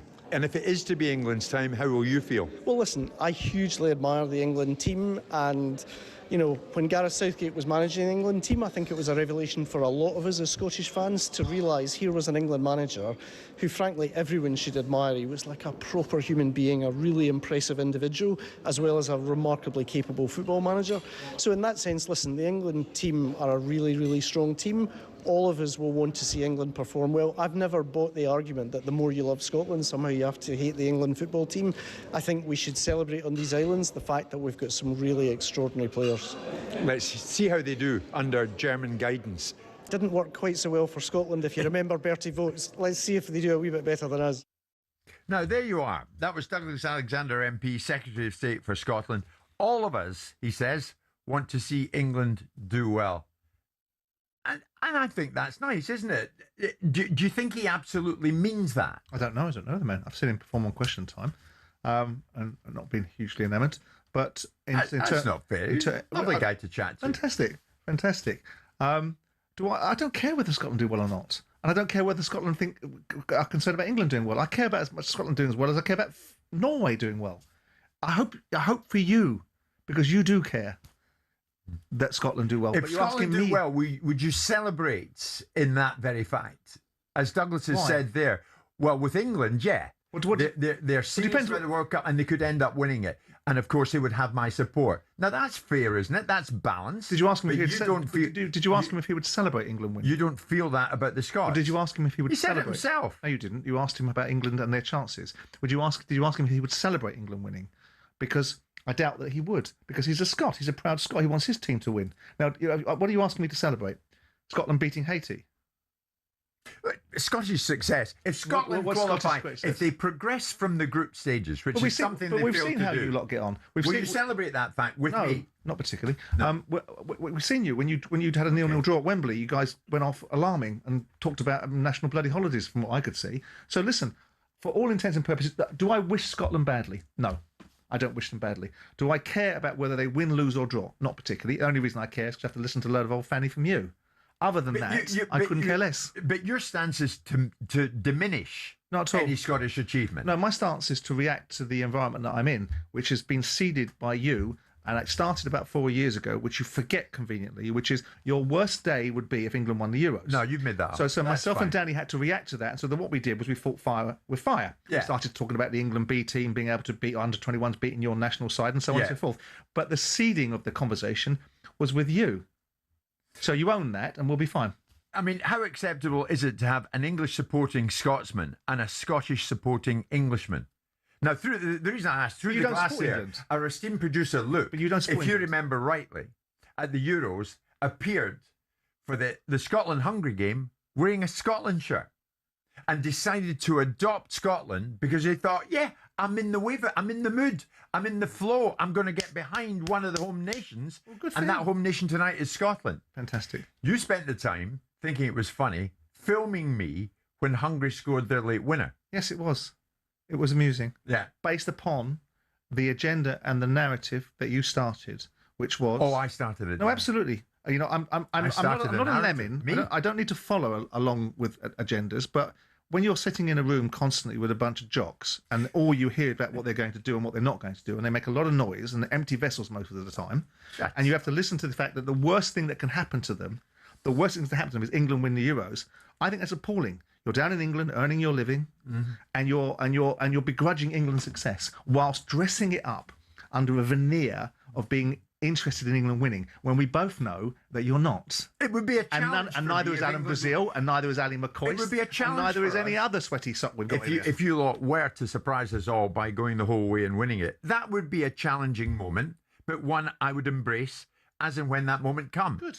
So you should. But as and when the moment comes that Scotland just might progress from the group stages, will you embrace that moment with me and celebrate it? No, not really. I would. There we go. That's the difference. I would be in a position of saying, well, okay, what does celebration look like? Would I say, well done to you guys, fair play, absolutely done your jobs? Yeah. Because Scotland should, by all intents and well purposes. done. That's what it would look like. If you can't get out of this group, when 3 teams are in it, the 4 teams are in it, and third spot will get you out, and you've got to be really, really poor not to get on third spot. I mean, if you want the low bar to be that low, I agree with you on that one. Haiti is must win. Scotland must win that. But that's why I wasn't allowing Mr.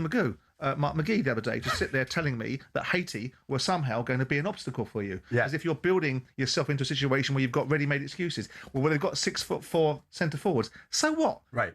So what? All right. Well, we'll see what happens when we're all out in the US of A. But this time, can I again expect to be filmed by you if in the off chance Haiti have a good night and were to beat us, and you end up filming me again, and then end up heading to the lift, sniggering like an English schoolboy. When you're in Rome, you may as well behave. When the Welsh were celebrating England's defeat against Iceland, and when you were sitting there with your little epithet about how England should, I will operate in the same way. I won't raise above it. I won't go beneath it. I won't take the Michelle Obama position of when they go low, you go higher. I shall just operate on the same level because I think that's the best way to be. If you're the only person in a room with integrity in business deals, then somehow you're going to lose, right? So you might as well fight fire with fire. Douglas Alexander MP, Secretary of State for Scotland. Thanks for the little chat and the tour around the Foreign Office. It was an extremely illuminating night. And I met Larry the cat, that wee cat that hangs about Downing Street. Really enjoyed meeting Larry the cat. Did you have a George? What's his name?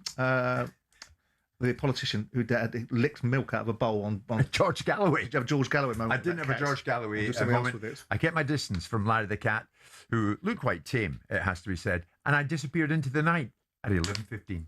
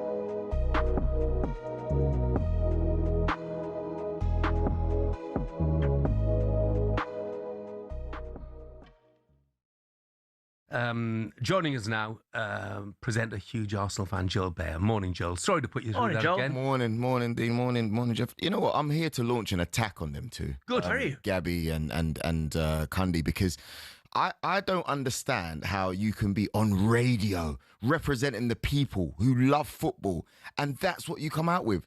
They came to work wearing PSG shirts. I was in Budapest enjoying the game. I look at my timeline and it's them dancing around, celebrating. Cundy, your team, you love Chelsea, but you played for Ipswich, mate. That's where you had the majority of your appearances, Ipswich Football Club. Gabby, you played for Aston Villa. You love Thierry Henry. You told me yourself last week. Where has it gone wrong? Why is it that there's so much hate for Arsenal? Where's this come from? I mean, what do you think when you sit there and you look at it, Jeff? No, I was embarrassed by that. Because domestically, well, not domestically, of English clubs, Arsenal have unquestionably had the best, the most successful season. You know, they've won the Premier League. They've been within a spot kick of winning the Champions League as well. Personally, I don't particularly enjoy the way they play, but you cannot deny they have been the best side this season. 100%. It's been effective. If you want to go down to the stats, you know, I had the chance to be on the Budapest show the other day. PSG have scored 45 goals this Champions League campaign. They've conceded 23. We minimalised them to just a penalty. We had a fantastic game plan. I don't see how you can be on this panel and you're celebrating and cheering and saying that football has won.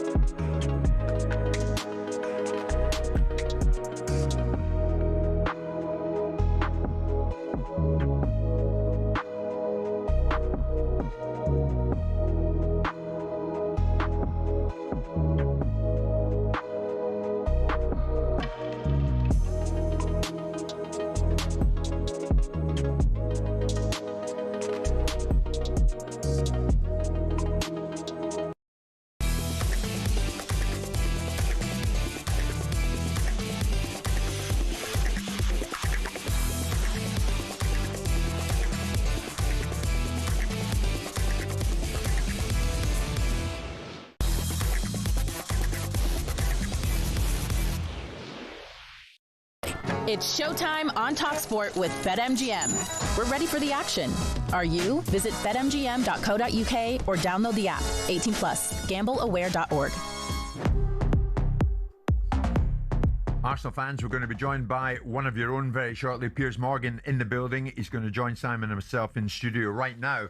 We're concentrating on matters BetMGM, and Alex Licence joins us live. Alex, good morning to you. Let's continue in the World Cup theme. Shall we talk about Argentina this morning, how you see their chances? Good morning.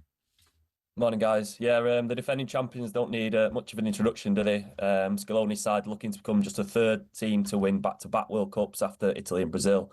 And they could actually become the first nation to retain the trophy outside of their own continent. Not to mention they won the Copa America in 2022. And looking at the betting, we've got them just behind England and level with Brazil at 8-1 to win it. Looking at the squad, it's largely the same squad that has won those last two competitions. And then you'd imagine this is one last dance for a certain Lionel Messi. We're looking at some Messi-specific markets. We've got him at 12-1 to be the top goal scorer. Or if you do fancy a fairy tale ending, we're offering 40-1 for Argentina to win it and Messi to win the Golden Boot. And I do have to mention that at BetMGM, when you place £10 on a player to win the Golden Boot, we're giving customers £2 free bet every time that they do score. But yeah, they're looking at the group. It's pretty straightforward. Austria, Jordan, Algeria. Can't see them having too many issues sort of navigating through that. We're trying to look this morning. No Saudi Arabia moments in there. Yeah, well, yeah. Well, you never know. Yeah. They never saw that coming the last time around, Alex. He's right. Saudi Arabia did for them. True, but they still won the tournament, didn't they? So yeah, they got the last laugh, I suppose. But yeah, we're looking at trying to find some weak links maybe. And the centre-backs, Martinez, Otamendi, Romero. I mean, first of all, it screams yellow cards to me, them three. But we know they're going to have goals. Alvarez, Messi, Martinez. But you look in midfield, McAllister's not had a great season at Liverpool. As mentioned, I don't think the defence is great. Personally, I think this might be a tournament too far for them, but what do you guys think? Where can you see Argentina getting to? I think they'll be there or thereabouts. Simon, do you? Got one of the best goalkeepers about, and Emi Martinez. And they'll probably need him. Yeah. I mean, if you look at their recent form, they've not really played anyone of any significance for quite some time, have they? You look, their results and the teams that they've played have not been at the highest end, so they're not really operating with any backdrop of competitivity going into this tournament. But they'll always be there because they're a forceful nation. Yes. Do I think they're going to make a dent in the tournament? No, I don't think so. I think they were lucky to make a dent in it last time. And of course, all the nostalgia, which I don't subscribe to, all nostalgia about it had to be Messi and it was the Messi World Cup and all that old tosh. But it was. But I don't see any danger of that being replicated. I'd be surprised if they got past the quarterfinals. Oh, right. Okay. What about Brazil? Where do we stand with them then, Alex? Yeah, sorry, just on that, if you do fancy them to be knocked out in the quarterfinals, that's 7-2. But yeah, Brazil, they, as mentioned, they're leveling the betting with Argentina 8-1, looking for the first World Cup since 2002, where I think we can all remember Ronaldinho's goal going in over David Seaman. But yeah, you'd expect them to get through the group, but I don't think it'll be a complete walkover. I mean, you'd imagine they'll beat Haiti, but Morocco, as we know, are no mugs. And then I know we do have a little bit of jibe at Scotland, but I don't think you roll over for them. I think you give them a decent game. You don't think we roll over for them? Well, I think they'll beat you, but I don't think... You're dead right, we won't roll over for them. Awfully magnanimous, wasn't it? See, it's that kind of English attitude. There you go. Infuriates the Scots. That's you let us down there, mate. The very one, Alex. You've got to put this right into that. You've got to put this sort of veneer up that the Scots put up, which is that they actually want us to do well. Now they don't, but you've got to give that illusion that we want them to do well. Yeah. Rather than make those sort of. I've been listening to you a little bit too much, Simon, with the bias. Oh, don't blame me. Yeah, well, we won't be rolling over for anybody, Alex, including Brazil. I'm not sure. I see Argentina going further than Brazil for some reason in the tournament. I just think they've got more. I don't know what we're going to. I don't know what Brazil are at the moment. Well, I think you've got to factor management into the equation. I know that international management is far different to domestic management. Yeah. But I'm giving so much kudos to Thomas Tuchel to help England to better achievements in Southgate. I have to factor in Ancelotti into the Brazilian journey and believe that this is a manager that's such an elite manager, that's such an inherent winner, that Brazil will find a way to achieve a significant outcome. Now, whether that significant outcome is overcoming teams like France and England, I doubt. But I still think they're going to make an impression, and they'll certainly make an impression on your team. Thanks very much indeed. We'll watch for it. Brazil, I take it, favourites to win the group. Brazil, yeah, you would imagine. Morocco won't be far behind them. Oh, yeah, I think you might be below Haiti, actually. Yeah, I was looking at the markets, and like you said, Brazil, if all goes correctly, as you would imagine, then England will face Brazil in the quarterfinal. So if you fancy England to beat Brazil in that quarterfinal, then that's 15-4.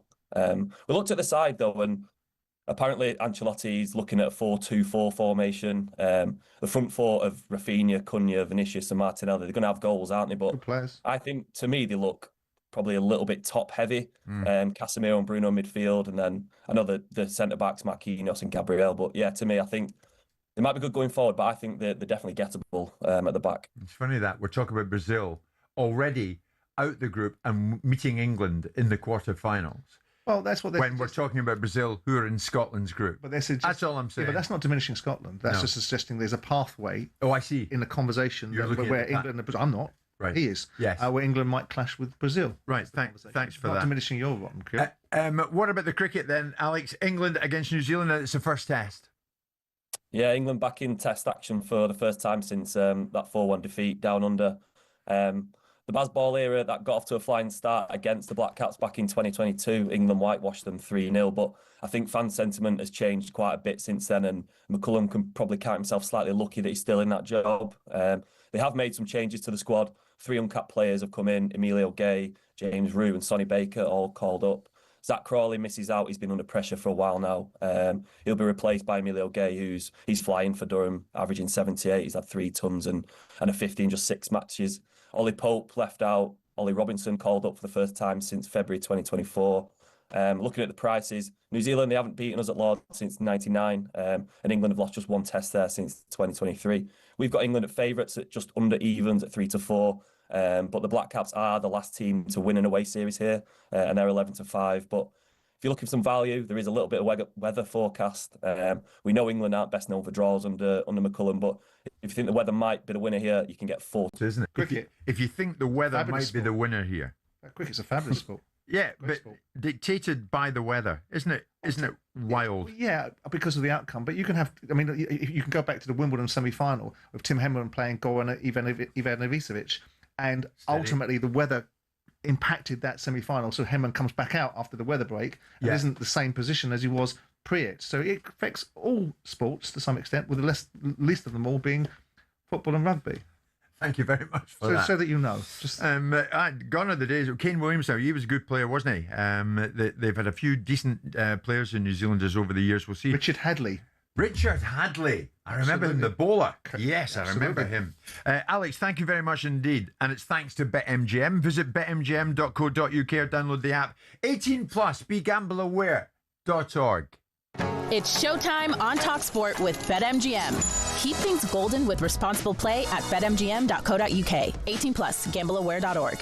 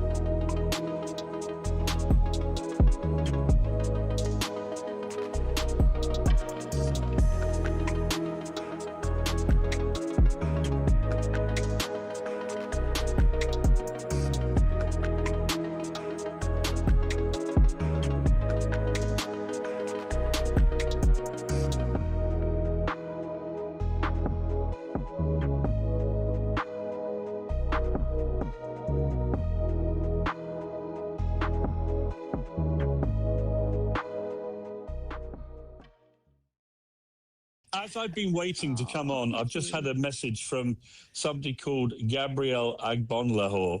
I'm not quite sure who he is, but his message was replying to me writing a diary in the Spectator magazine this week, which is headline, "No one likes Arsenal, we don't care." And he's just said, "I pray for a PSG win." Think about that sentence. That is a talkSPORT presenter on his knees praying to God that Arsenal an English team, do not win the Champions League. That is how pathetic the Arsenal haters have got. It is pathetic.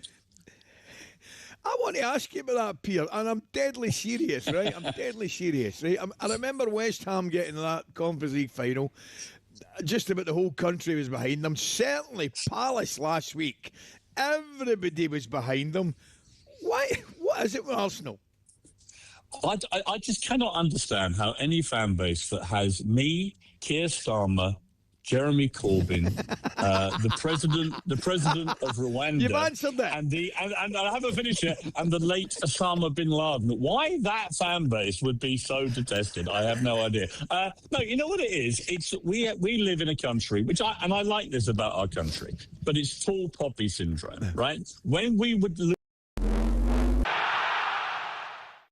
Is Andoni Iraola the profile of manager Liverpool should be going for? What about Mourinho? Proven winner. Would you take Mourinho? Proven winner. Not the manager of Bournemouth. No, but... He would never manage Bournemouth. Former Liverpool forward Dean Saunders thinks Liverpool should be going for bigger names. Iraola wants to bring his Bournemouth backroom staff with him to Anfield. Talks are ongoing. talkSPORT's Jeff Selling says everyone wishes nice guy Iraola well. Club of this size, demands success. His only trophy so far in his career is the Cypriot Super Cup. Meanwhile, we understand Kieran McKenna's interested in the Fulham job, but buying him out of Ipswich would now cost £8 million. Former Fulham defender Moritz Volz told us the next season could be a dangerous one. Marco Silva, to me, did a great job stabilising the club in the Premiership. They were never in danger, and I think that's in itself a great job. Meanwhile, Man United have agreed a £39 million package with Atalanta for Brazilian midfielder Ederson. Salford City are looking for a new manager. They've sacked Carl Robinson a week after missing out on promotion to League One. Switzerland have arrived at the World Cup without striker Breland Bolo. His entry into the US is under review over a previous conviction. And Ferrari F1 driver Charles Leclerc has signed a new multi-year contract with the team ahead of his home race in Monaco on Sunday. Get more at talkSPORT.com.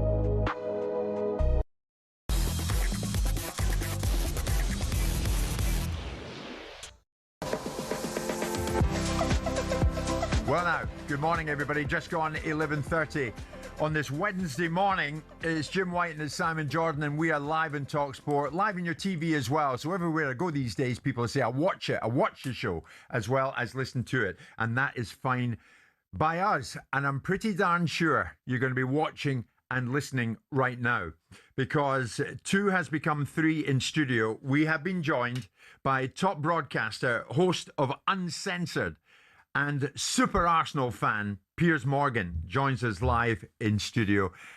And moments ago, I heard out my left ear a conversation about, well, we've won trophies. No, I won a trophy. No, we've won more trophies. No, I won a trophy. What was all that about? Well, he was boasting yesterday about how many trophies he'd won, and I was pointing out that the last time I saw you, Jim, was on a stage at one of your own football events where I won a coveted trophy for my Ronaldo scoop, and it's not even my day job. I was like, I win awards in your area, don't see you winning any in mine. But no, I'm here primarily because of what he said about Arsenal fans and calling us a bunch of obnoxious, silly little twits.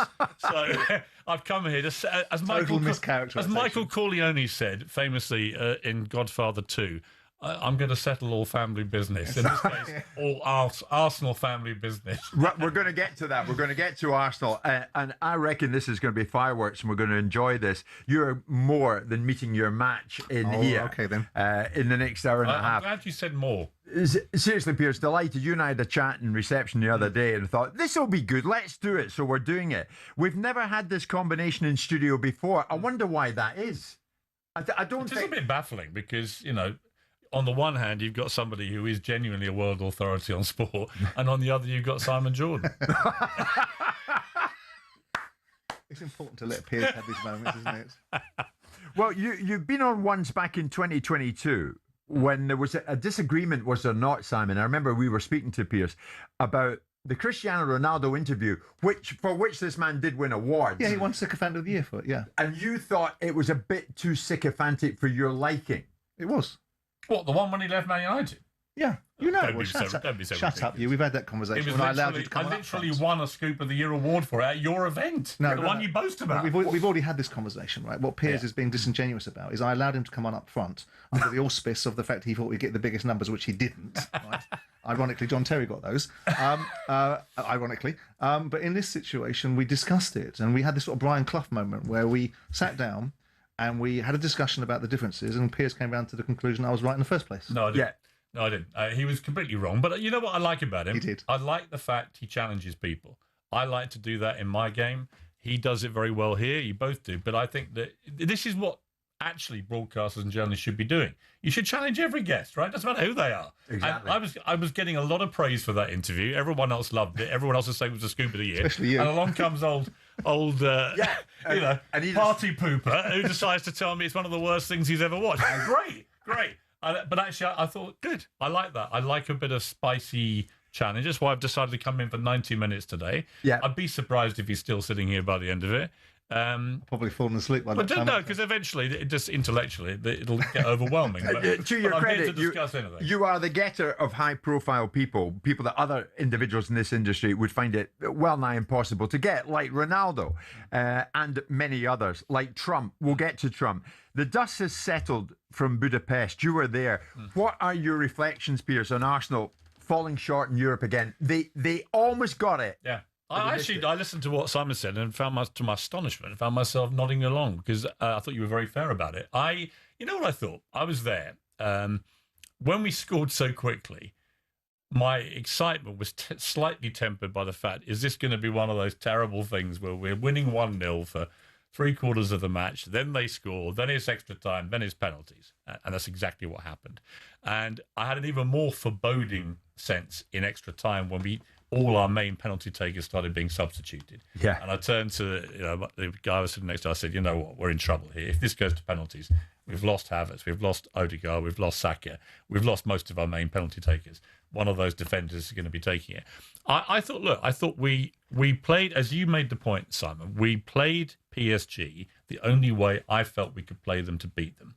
We're not going to be as strong as them offensively. They've got the best of them. I thought their forward line was sensational again. And they are. We have got a great defence. We defended heroically. That's what made it all the more tragic that it was Gabriel in the end that missed the crucial penalty. We were winning for 63 minutes of the match against the current European champions, against the team that most people believe are the best in the world. They probably are. And I think it just slightly showed up where we need to reinforce this summer. But we're reinforcing from an unbelievable position of strength. But you gutted they didn't win it. Of course, I was, but I'm nowhere near as good as I would have been if we hadn't won the league. I mean, if we had choked the league and then lost that final, it would have been devastating. Right. But on the style of play, Piers, I want to push you on this. Yeah. Arsenal's average 24.7 possession. Yeah. The lowest on record by a team in the Champions League final. The lowest in any match under Arteta. They had one shot on target. And that was Havertz and the goal. But PSG they had all the possession. Do you enjoy the way Arsenal play? Yeah, I do. And I honestly, yeah. And I think you've got to play horses for courses. I checked a couple of things. Well, look, we only scored 6 goals fewer this season in the Premier League than Manchester City, right? But interestingly, I went back and checked. The Invincibles only scored 2 more goals in that season in the Premier League than we did. And they had the greatest attacking lineup. I mean, Omri, Bergkamp, Perez and Lumba, you would say, is the greatest attacking full ball probably the Premier League may have ever seen. And we only scored 2 fewer goals than them this season. But very different styles. Very different styles. To the Invincibles. Very different styles. But this squad can turn it on. Arteta made a conscious decision to play very defensive hardball against a team where he felt if you tried to attack them as Bayern Munich did, you could get cleaned up. And Bayern Munich did get cleaned up. So I felt the tactics were right. I think for 63 minutes we led. We didn't lose to them in open play. I get that. Penalties, I get that. right? But do you not concede they need to change? Martin Samuel in the Times, they will need to change. If they pass this way again, it's extraordinarily difficult to win a title of this nature in this way, creating so little, vulnerable to just one slip. Look, I think we... Do you want them to change? I would have... Well, look, it's all fine margins. Havertz had a brilliant chance to score again before the first half ended. Had he taken that, I think we'd have won. And we'd be having a completely different conversation. Yeah. It would have been, we went over there and we outplayed them, took them to pieces and won. That didn't happen. I think that Arsenal have to look at 2 things, crucially. I think our defence and goalkeeper are as good as any in the world. If you look at Raya, Timber, Saliba, Gabriel, and Nkapie and Calafiori at left back, whatever option you want. If you look at those 5, they're as good as any club in the world. That's not the problem. Declan Rice, for me, has been the best player in the world in this season. I really believe that. I think the effect he's had on us has been unbelievable. I mean, we've got lots of other very good players. We've got an amazingly deep squad. But I think offensively, and I think also in central midfield next to Declan Rice. You know, if you ask me what was the greatest midfield we ever had, it was Vieira and Petit. I really believe that. And if you ask the United guys which of the 3 Wenger title-winning teams they least enjoyed playing against, it was the 97-98 team. It wasn't the Invincibles. Right. And the main reason was it was Petit and Vieira in the middle. Yeah. And so I think we need to get a Petit-like figure to put next to Rice. Then I think we need a flying winger. I mean, Kvaratskhelia, when you watch him in real life, he's unbelievable. When you watch, and he's huge. Doué was fantastic against us. Dembele is fantastic. You take any one of those and put them in the Arsenal team. I'm also mindful. I was at the Champions League final in 1999 when United had that amazing comeback against Bayern. Willing Bayern to win, obviously, from behind the goal where both goals were scored, one by a former Spurs player, showing him it nearly killed me. But I do remember that when United won the treble, they had 4 top strikers. They had Solskjaer, Sheringham, Cole and York. And I think you need that. And Arsenal are short on that. There's no doubt. I'm a big fan of Gyökeres. I think he got better as the season went on. I think he's an old-fashioned bully boy centre-forward. I think he holds up play really well. But he's not the fastest. I think if you put somebody like, if we could get him, I'm not saying we will, it's going to be hard, but you get someone like Julian Alvarez and put him in with Gyökeres, you've got an amazingly quick striker there against him. So you're evolving. You think they've got to evolve. Yeah, I think you have to. I think offensively, I think we need a beast in midfield next to Rice who's going to be driving forward. The one thing we really lacked against PSG were the players that were going to take the ball and drive. Right. And I think we need one of those players. Right. And I can see everything he's saying, can't you, Sam? Yeah, I mean, it's an interesting one. Have to evolve. Sir Alex changed with the times with United. You have to. Yeah, he did, sure. And that was a different time. So it'd be interesting to see how he would have evolved in the circumstances we find ourselves in today. It's interesting that I doubt whether Piers would have the same observation if he was neutral about the team. Because, I don't care about Arsenal winning, losing or drawing. In a final when they're playing in a European competition, because they're an English team, albeit most of the players aren't English and the ownership isn't English, you accept the fact they're English by geography, you want them to do well. But you look at it and say, it's not an easy watch. They're not a free-flowing side. So if Piers was neutral, I suspect he'd have a different view about whether he enjoyed the football. Now, the iteration that they have to go through is, I think, the big challenge for Arteta is I don't think this is really the way he wants to play. What he's done is been scarred by the fact he's played expensive football and come second and been a bridesmaid for 3 years and worked out this is the way to win something. Now, the next turn of the wheel for him is to build a side that will build up from the platform they've created for themselves. Martinelli's probably going to have to go. Jesus is probably not good enough. I'm not sure that Gyökeres is. I don't think he is as good as Diego Costa, which is a sort of player that he looks like and plays like, but Costa was more effective. And the question I was sort of bouncing this all off Emmanuel Petit and suggesting that and you picked up on it, the fact that this was the only way they could play.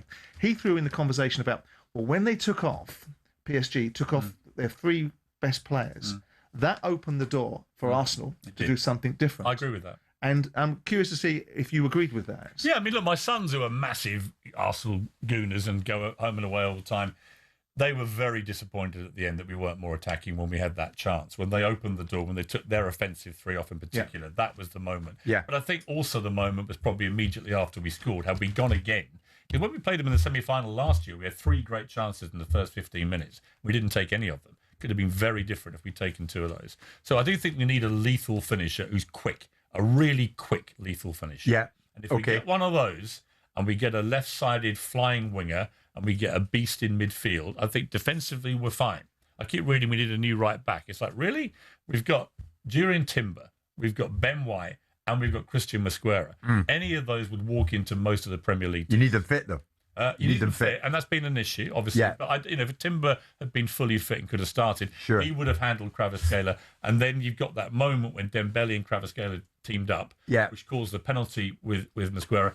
That may have been avoided if Timber had. Well, Pierce, started. what became evident to us on Monday morning that Arsenal, seemingly, for whatever reason, maybe style of play, maybe not, seemingly have become everyone's favourite team to hate. If you're not an Arsenal fan, everybody else doesn't fancy you. We'll get into that next.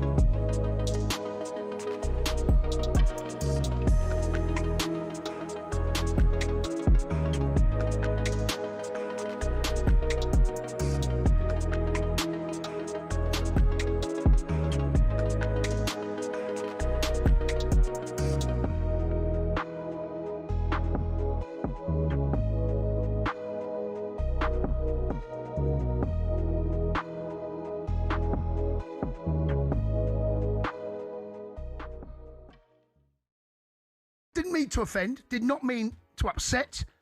Too many people that I've upset to name. I mean, social media is an absolute wash with it.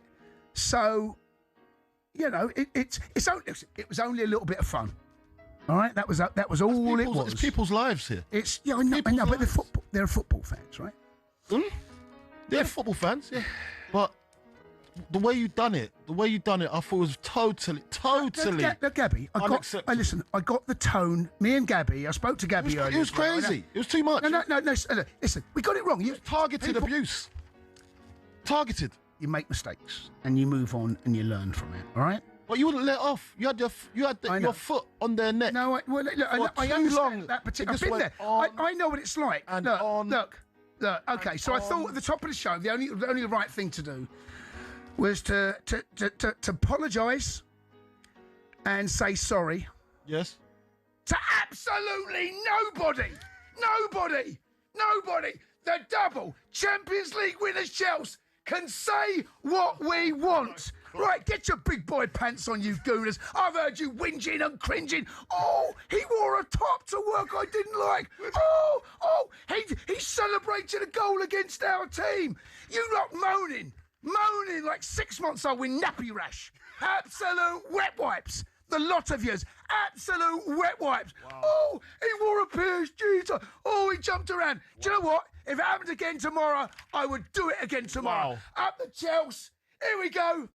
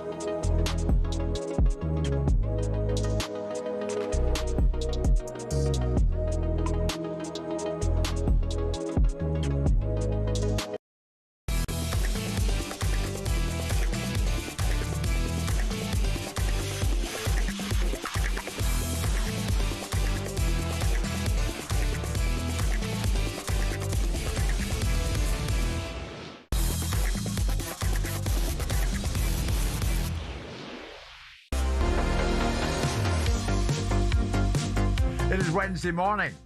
It is Jim White, it's Simon Jordan, and it's Piers Morgan, and we are live on talkSPORT, live on your TV as well, even Prime Video. Many of you watch that every morning, and I'm delighted about that. Piers, of course, big Arsenal fan, was in Budapest, and like everybody else, saw them just fall at the final hurdle. Penalties, Gabriel missed, and the trophy was won by Paris Saint-Germain for the second consecutive year. But then on Monday morning, when Simon and I were on with Monsieur Emmanuel Petit, it became clear, it's emerged that for many out there, Arsenal have become everyone's favourite team to hate. Now, I wonder why that is. And let's throw that about with Simon and Piers. Chelsea on social media posted a link to a booking form for stadium tours with the caption, "Come and visit London's home of trophies." And the main image, of course, you guessed it, showed the Champions League trophy, the one Arsenal had missed out on again.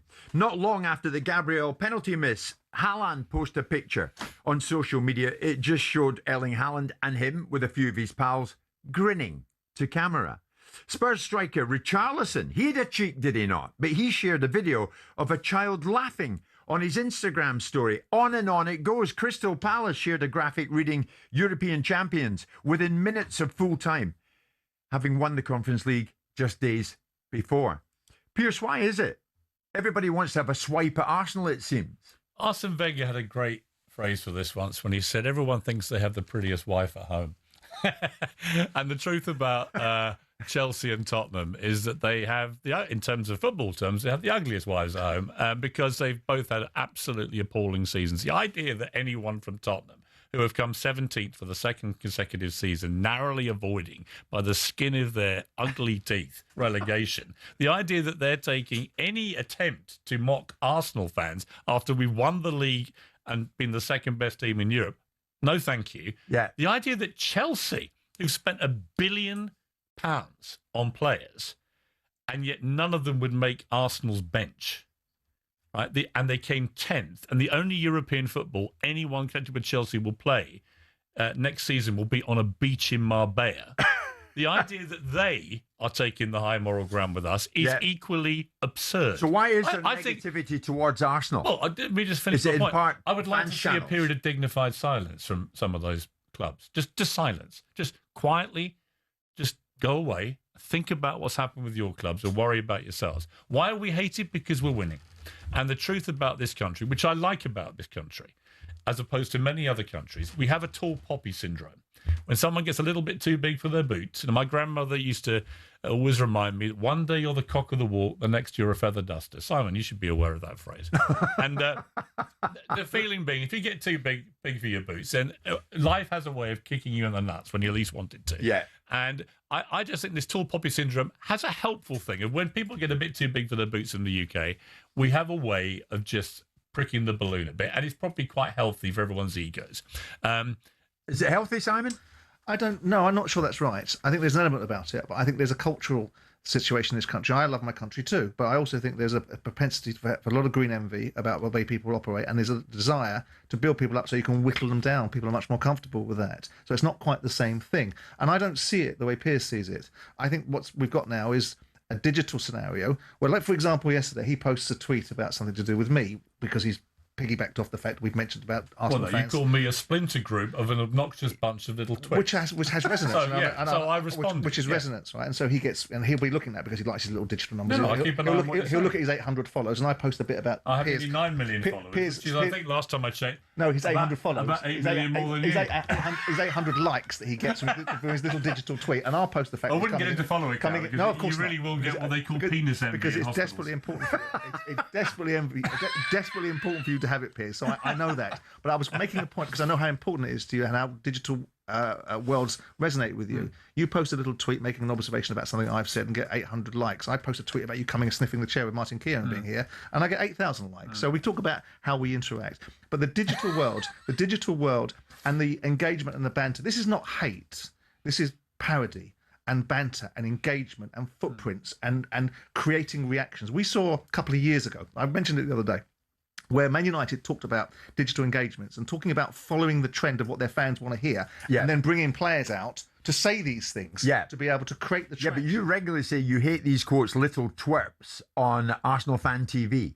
I don't like some of their Is material. that banter? I don't like some of their material in the same way that Why? they might not like some of mine. Why? Because I don't think it's particularly constructive or informed. My particular brand of like is to listen to somebody that I am engaged with and think has some substance. And so when I see these guys running off on their rants, I don't appreciate it. I don't like it. Now, they might not like my content. That's fine. We can all live in different spaces. Yeah. So when I was But you can't argue, surely, that the Arsenal Fan TV guys, they love their club. They're passionate about their club. They followed it, in some cases, for 40 years, home and away, every game. The idea they're not knowledgeable or informed about Arsenal is ridiculous. They are probably the most informed That wasn't people. my point. No, but that wasn't my point. But because they express themselves passionately, That and wasn't they my point. argue, and they blow up, and they hate point. losing, and they love winning. That wasn't my point. What's wrong with that? That wasn't my point. My point was, in conjunction with the question, was why is it Arsenal as a football club? Because I've always defended the notion that isn't that way. And then I've seen stupid comments. I've seen Pardew come out with that ridiculous comment about Arsenal's season will be asterisk if they win the league because all they do is win by set pieces. I've seen some of the responses. I've seen the silliness that I thought that Gabby and Jason were doing by wearing PSG shirts in the studio to get a rise. I don't like that kind of bullshit. I actually thought that showed mental health issues. Yeah, I do. I honestly think Spurs and Chelsea fans have gone slightly nuts. So what you were asking me, the pressure of their own lack of performance, maybe, and us winning maybe. the league has sent them mad. Maybe. I feel genuinely I'm sorry not sure for that's them. right. But what I was then trying to do is explain the reasons why, to the context of the question that you were asking, why there's an adverse reaction. And that's what I was saying. When you get these Arsenal fans ranting and raving and saying some of the things that they do, and then you get this nitwit over here popping up with his little brand of observation in social media. What, Piers? Yeah. Little brand of 9 million followers. Whatever, how many followers you've got, Piers. Well, a lot more than you, Sancho. Fantastic, but I don't judge my It's not work a by little that. brand. But I don't judge myself by those numbers. This is a little brand. My YouTube channel is 4.5 million subscribers. I'm delighted. I have 9 million followers on X. So when I say something to 9 million delighted. people, I'm saying it to a lot more millions than you. I'm delighted. Yeah, but it's not a little brand. I'm not a little nitpick. No, I'm delighted. You may not like what I say. I'm delighted. But the platform I have is infinitesimally bigger than yours. I'm delighted out of the car crash of Talk TV that you've pivoted into the digital world and hung on by your fingertips, right? But the bottom line is I'm looking at the content. I'm looking at the content, and you're asking me why. Yes. People are reacting negatively to what's being said. So I floated the idea without a great deal of commitment to it that silly comments that are antagonistic made by nitwits like him with big audiences. What silly Is comment? that better? Well, give me a silly Well, comment. I don't study your feed, but every now and again you Well, give me one example. You pop up with observations Well, give about me one Arsenal that's silly. inflammatory. I don't know. I can look for it in a second. Exactly. You can't think of one. You just said it. Every now you and just again. literally said that, and you can't tell me a single thing I've said, every now and which again, is silly. I see you make an Well, give observation. me one. Well, I'll find one in a second. You can't, can you? Because I don't You've write them literally down. just made that up. Because I don't write them down. You've made that up. Right. You just said, he says all these silly things. When I've said name one silly thing, No, there's lots you of them. can't name No, I can one. probably, Not one. I can probably Oh, dig give me into one. I will do in a second. You can't, can you? I can probably do it. You've I can literally go- invented it. I can go through your Twitter. This is the problem, you see. Blindly criticising me and Well, I'll they do it can't for actually him, produce Piers. any evidence. Did you not say that Arsenal had the greatest squad in the world? Yeah. Did you not say that Arsenal I would do win the believe that. quadruple? Yeah, I thought they would, yeah. Yeah. No, I don't think that's the comments I'm referring to. I'll find one in a second. I'm trying to help you here. I don't need any help. I don't think either of those were silly. I don't sit notarising what Piers said. I've passed by and I go, oh, that's a bit silly, Piers. What have you said that about Arsenal Yeah, but you for? can't actually remember No, a but silly thing I said. I'll find one. There's plenty of them. There's a big long list of it. And I'll You find can one do it in the next second. break. But the point is this, is that when the question was being asked of me about Arsenal's fan base and why people are reacting adversely, I'm flying a kite to go, well, maybe it's because of this. Maybe it's because you got... No, Piers but okay, but let me take issue with that. Actually, that wasn't what was happening the last 3 years when we choked. Then it was mockery. People love to mock Arsenal.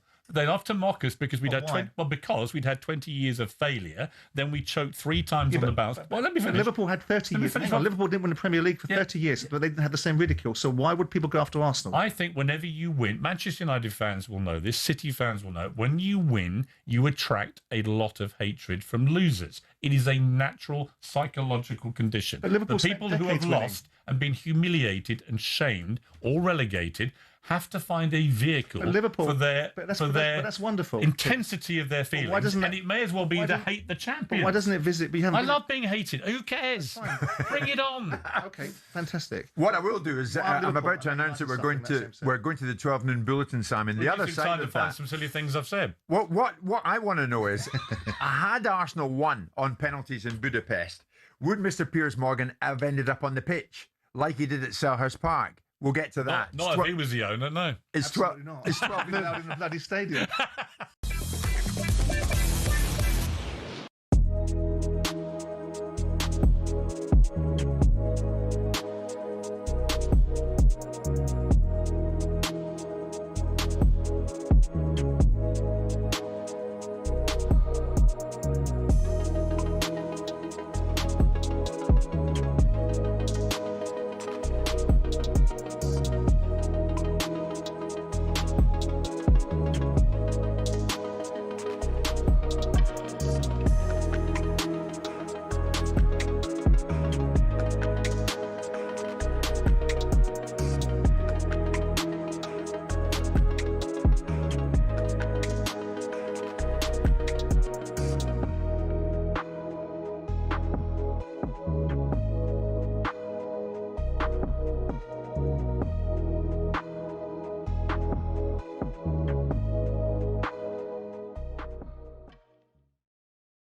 A lot of this book, you got a lot of praise for a lot of people in it, from Stuart Pearce through to David Moyes or whatever. But how much of your departure in that manner from West Ham did you feel was down to Graham Potter?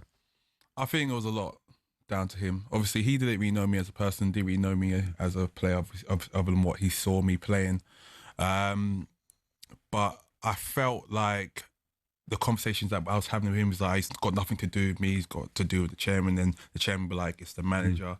I honestly just feel like he was the one who really made the decision in the end. But it wasn't just me, it was obviously me, Aaron Cresswell, Vlad, Lucas Fabianski, Edson. Like, he got rid of a lot of the senior group, the leaders in the changing rooms. And I feel like he was trying to change things up and go more young. But then it's a bit of a contradicting factor because he did that.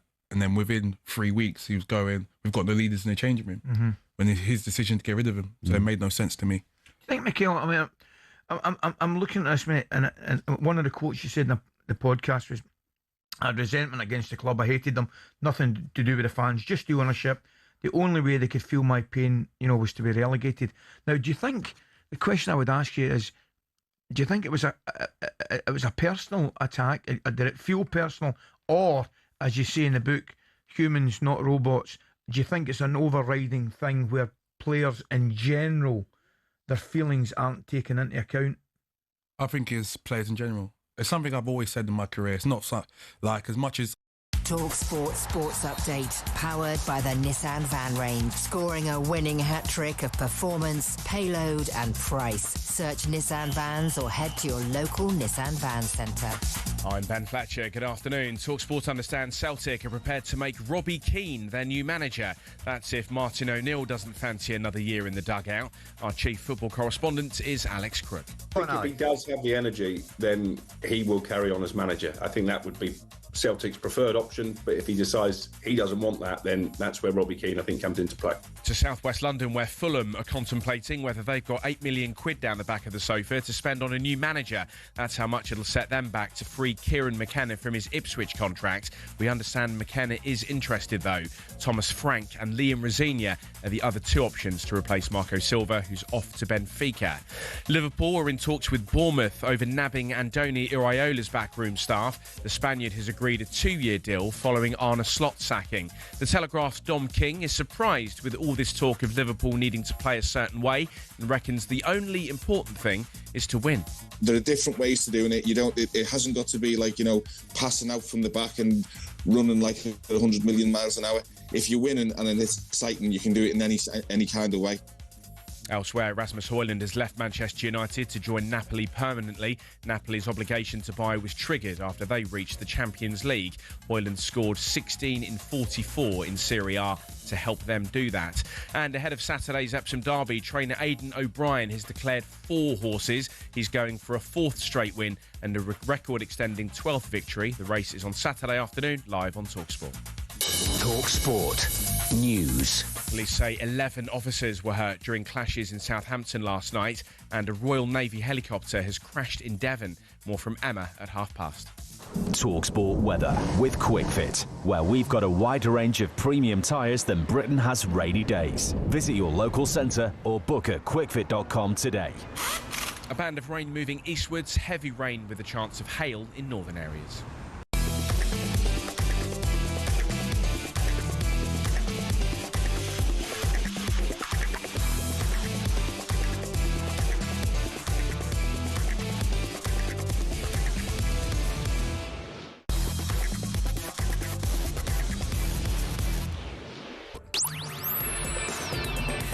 Fireworks in the studio today, and I'll tell you why. Piers Morgan is in our midst, super Arsenal fan. Piers Morgan with us live all the way through until 1 o'clock. It's Jim White and Simon Jordan. We're live in talkSPORT. Thanks for all the messages coming in every single moment. There's a great one here, actually. Go on, Piers. A guy called Mark Eglinton has tweeted or posted on Twitter. There is a Simon Jordan plus Piers Morgan plus Jim White circle jerk on talkSPORT right now, and it symbolises the end of humanity.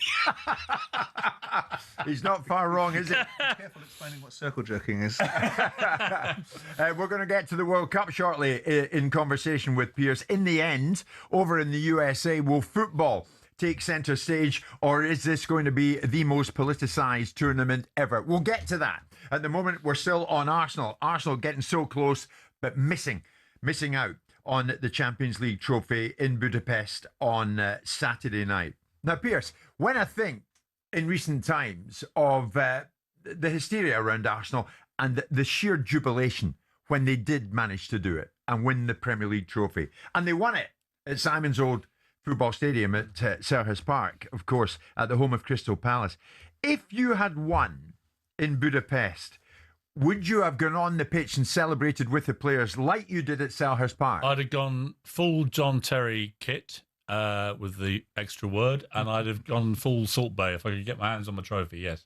Now, why would you have done that? Because I'm a fan. And to me, I've been through 22 years of pain and hurt and misery, depression, anxiety, all the things imaginable. We're going 22 years without winning the league. And there was such an outpouring of joy for me and my three sons, one of whom was 3 years old when we last won the league in 2004, had never seen us do anything but choke, who for 3 consecutive years has seen us be the bridesmaid, not the bride. And suddenly we have the full church wedding and with a bride, and everyone is going nuts. And I had the foresight. I just don't understand this whole thing about the pitch at Selhurst Park. I'd had the foresight 2 months ago, checked the fixture list and realised our last game was at Crystal Palace. And so I contacted Palace and said, are there any tickets left? They said there are 4 left in one of their hospitality suites and you'll get director's box seats. They're £750 each plus VAT. I went, I'll take them.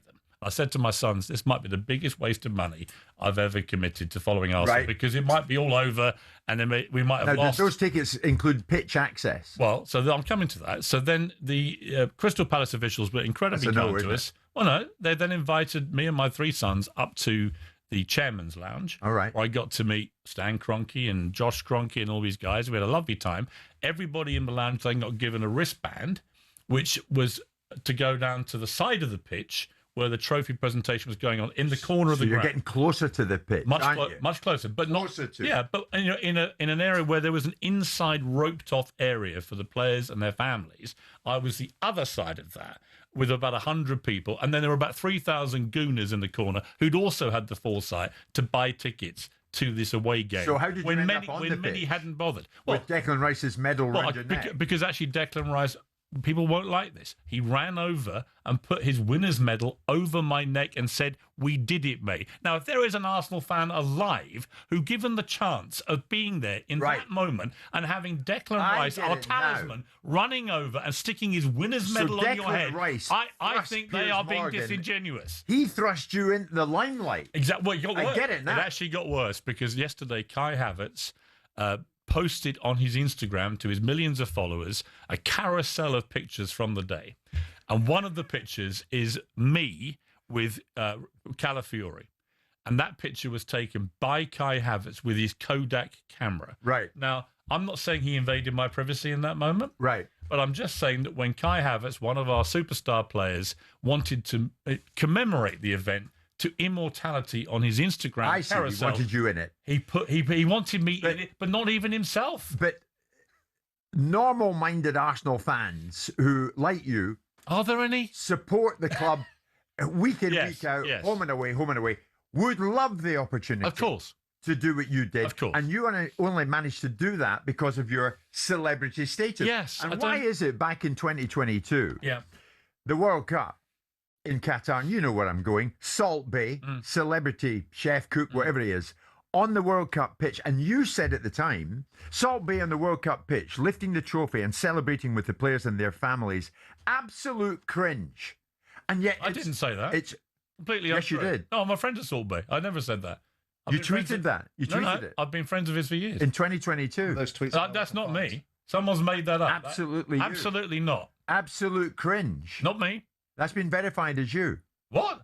Salt Bay? He's a friend of mine. Well, I've literally been going to his restaurants for years. Let's assume that this is true, which it is. Why was it okay for Salt Bay to nick out there? I had no problem with what Salt Bay did. That's funny. And there's you on the pitch with Declan Rice's medal. And Arsenal Declan fans Rice put it over my head. And mere mortal Arsenal fans are looking at Piers Morgan saying, how the hell does he get that access? Well, because anyone, look, it's a money thing, because anyone could have bought the tickets. It's a lot of money. $3,000, right? Could have been a waste of money. If we'd lost the league by then, I wouldn't have gone. So it was a gamble. I had a gamble on those tickets. They were available to absolutely anybody. Now, was I fortunate that the owner of Crystal Palace, Steve Parish, who is someone I know well, that he invited me into the chairman's lounge, which is his remit to do so, and allowed me and my sons to go and stand at the side of the pitch, roped off away from the players and their families, to watch the moment. Do I feel very lucky? Absolutely. Did he do it because he knew me? Yes. But the question is not this. It's Arsenal. I mean, why would Arsenal allow such a basket of undesirables to go on the field? Right? That's the bigger question. I've just explained to you, their players were taking pictures of me. That's the bigger putting question. their winners' medals over their head. That's the bigger question. Well, you had a swipe, but you weren't impressed when Salt Bay managed to do what this fella did. Well, I don't. I mean, this isn't. I'm like the text messages the tweets I can't find about him. I don't remember my opinions about Salt Bay, but I know that I probably looked at it and gone, well, why is he there? I definitely didn't say what you said about Salt Bay because I had dinner with him in Qatar at the time. Right. So that's a fake tweet, but I like Salt Bay. I thought it was funny. Is it a fake tweet, Jim? Do we not have we're very proud. It's been verified. To quote a friend of mine across the pond, is fake news. Fake news. Here's the thing. The Cronkies back in 2012, when you were asked, Piers, about the struggles. Yeah. 2012. Yeah. You're going back 14 Oh, you're going back quite a way. The board primarily, you said, they clearly haven't released enough funds to compete in the modern marketplace. Correct. And you said, out there's a Russian billionaire, Alisher Usmanov, desperate to buy the club and prepared to invest huge sums. He'd also bring back Dean, which would only be a good thing. Yeah, that was true. So at that stage, you were backing Usmanov, who I've met, alongside Farhad Mashiri. How would that have worked out? I don't know, but he was prepared to invest a lot of money and ended up sanctioned. And bring back date. Yeah, of course. Listen, hindsight's a great thing. It's turned out brilliantly with the Cronkies, and I take my hat off to them. And I met both Stan and Josh for the first time at the infamous Selhurst Park thing where I had the audacity to celebrate my team winning the league. But they were very interesting talking to them because they were talking about Josh in particular that it was actually Stan said to me it was only from 2018 when they got full control of the club, buying out Usmanov, who had 30-odd%. Only once they got full control could they really do what they wanted. They felt a bit hamstrung until then, which I'm sure is true. And I felt my only criticism of the Cronkies through that whole period was I felt they were way too indulgent with Arsene Wenger. Arsene Wenger should have left the club. I think a good time would have been 2013 when we turned around that 2-0 apparent defeat to Hull to a 3-2 win in the FA Cup final, take the hit, take the glory, take the cup, and walk into the sunset as a beloved Arsenal manager, which he would have been. As it was, Arsene Wenger went on way too long, and I felt that the excuses for why we weren't winning became ever more ridiculous. Then we had the Emery years, where I felt he probably got a slightly unfair crack of the whip, looking at how successful he's been since, and I think that he probably had cause to feel a little bit aggrieved by the way he was treated. Then we got Arteta, and for the first 2 years, I was unimpressed. And I said it loudly and clearly, as a lot of Arsenal fans were. We lost 13 league matches, both his first two full seasons. I didn't feel that was nearly good enough. I felt coming off the back of years of not winning under Wenger, who went on way too long, and then the Emery period, and now Arteta, it seemed to me like we were making another mistake, another misstep, and I was not happy with the Cronkies for any of this because I'm an intemperate, over-passionate, over-emotional fan. And all I want to do is win. And, I said to my sons, in the 15 years prior to my youngest coming along, I blamed him for this, we won the league 5 times, right? So we were used to winning the league a lot. We got spoiled. We got spoiled. Do you think the Cronkies were too indulgent of Arsene Wenger, as Piers does? Listen, I mean, that's for him to. I mean, I don't attach much credibility to Piers' opinions. We're going through a gotcha routine of what he said 12 years ago. You couldn't find anything. We've got, but the point is that I can dig into tweets and say, oh, that's the one I was talking about. But the point is talking about you trying to suggest to him what he thought 12, 13 years ago. You can go back to him and talk about what he thought in COVID. People get new information; they change their minds. Yeah, that's true. Right? The fact he goes strong with it and he makes a big deal about how many followers he's got, so he should be a bit more responsible at some of the things he says and the manner in which he says. You still can't find anything that I said that you think was him. But you've got to produce evidence. You can't just say these things. We can talk about the things that you say. What should I be more responsible about? We should have been more responsible during COVID. Why? You should have, because I think the information that you were relying on and the way that you relied upon it and the way you advanced it and you were so sure about it was wrong. Okay, And it was which wrong. piece of information are you talking about? Well, I suggest you're talking about the policies that the government were deploying in terms of vaccinations, the government's attitude towards masking and so on and so forth, which subsequently, when your son was in Hyde Park, it didn't suit you to have that particular narrative. So we can talk about those things, but going to the question that we're talking about, I don't think it's particularly interesting for me sitting in the conversation watching him being accountable for something he said 13 years ago when new information has come along. I think that's a reductive conversation. That's what he does on his show. It's a gotcha moment. But I don't want to be part of that. It is interesting But to he see is, how attitudes have changed. But And I don't- Pierce's Well, of attitude course, towards the because Kroenkes he's got new has changed. information. Oh, He's got new 100%. information. I think the Kroenkes have turned out to be brilliant. Because he's got new information. Yeah. Of But course he's got also information. because we won. So, But the Kroenkes have pivoted, and that's what makes it interesting. Well, it's interesting. I said the reasons why. Well, I The said, I said to Stan, who's actually, people call him Silent Stan. He's a really engaging, nice, charming guy. We had a great laugh. But I said that a lot of his sporting franchises in America were underperforming for a long period of time. At the same time that Arsenal was underperforming, and we were looking at the whole thing in totality and going, why is it that do the Kroenkes not want to win things? Are they happy to just There's a tolerate difference, a Piers. mediocre performance? Well, let me finish my There's a point. difference. Let me finish my point. But now all their franchises are winning. They put a young coach in charge of the Rams, their NFL team, who won the Super Bowl. They put Arteta, a young coach, in charge. He's Premier League champion. Most of their sporting franchises now have become champions. So I take my head off to the Kroenkes. They played the long game. They were patient. You mentioned COVID. And, on a serious point, we've discussed this before. Yeah. But I did put too much credence with what scientists were saying in the moment. And I was way too censorious about people as a consequence. And the lesson I learned was next time, don't be overly censorious with information that may dramatically change. Like, for example, the efficacy of the vaccine. Mm-hmm. When they said if you take it, you can't transmit it, I got very angry about people who didn't take it. When they then said, actually, we got that wrong, actually it makes no difference, then it's a personal choice. Right. So I changed my mind. But I take your point, and you're not wrong. You're not wrong. But going to the conversation about the Kroenkes, you look at it and say, to compare their franchises in America is a fool's errand because the economics behind American sports are very different. You don't have to win to be successful. It's all geared and engineered. The entire creation of American sports was engineered around the economics of owners being sustainable. In English sport, it's very different. Football clubs don't go bust, owners do. So the mechanics of what the Kroenkes will clearly, Piers is right. The clear agenda was once Usmanov, which by the way was a good, fortunate moment that he didn't buy the football club or have the ultimate control on it, whether he brought David back or not.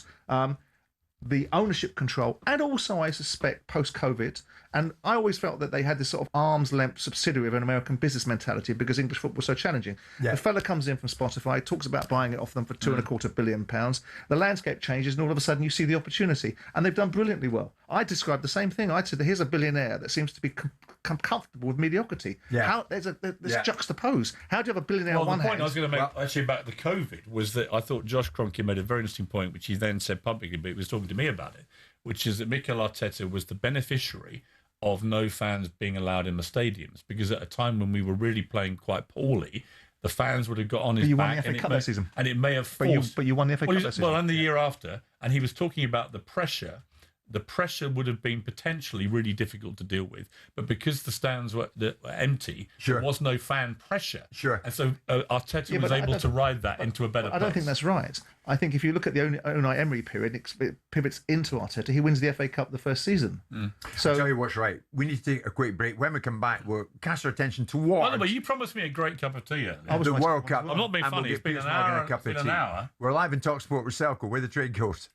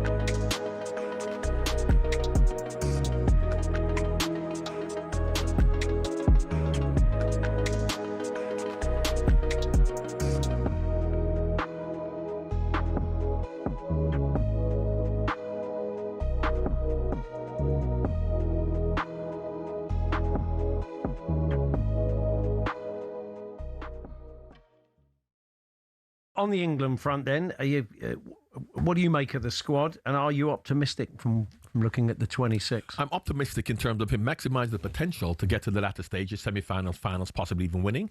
But the book is on whoever is the favourite should win. For me, France are the favourites. They're strong, technical, physical. They've got good balance between midfield, attack, defence. So for me, they're the favourites. But England can do well. Yeah. But what I would do, once again, very much like in club football, you talk about backing the manager. I can't have an opinion as to whether I think Cole Palmer and Phil Foden should have gone. Because if the manager says the way I'm going to play is not going to suit them and I want to have Morgan Rogers or Elliot Anderson, I can't say to him he's wrong and he should have taken them. And that's what England fans have to do. Believe in the manager and trust. Rather than we love Phil Foden, but if he's not going to play in a way to suit them, we can't then say they should have gone. Yeah. So I trust Tuchel. The only thing I'll say about that is that I don't think English players are very powerful, as we've seen. And Gareth was a perfect man for that job because Gareth, well, he's tough, but he will massage the egos and he won't shout and scream and take Harry Kane off if he needs taking off. He makes good decisions, whereas Tuchel is very combative. Now, will the players respond to that? If he then says, Bellingham, you're off, how are they going to respond to that type of thing? So as much as I think it's the right thing to do, are the English players responding to that kind of management? Which only time will tell. Absolutely. Yeah, good point. So I said at the start, you've rewritten, the rap has been rewritten from... well, it's a bit of a play on words. They're not re-releasing it. It's not coming out. It's not going to go on Spotify. It's just for this Green King campaign. They're kind of, you got to go on on Green King social to even see it. So it's not a re-releasing of the song or anything like that. If so, I would have probably gone try and get a bit of royalty this time around. You've got to hold your pint, but be there for kickoff time. You're here to back your team, but staying home is a crime. They'll always shouting and singing through defense and attack. You're always welcome inside. It's sunny round the back. There we are. Go. No one else could do that. Woo!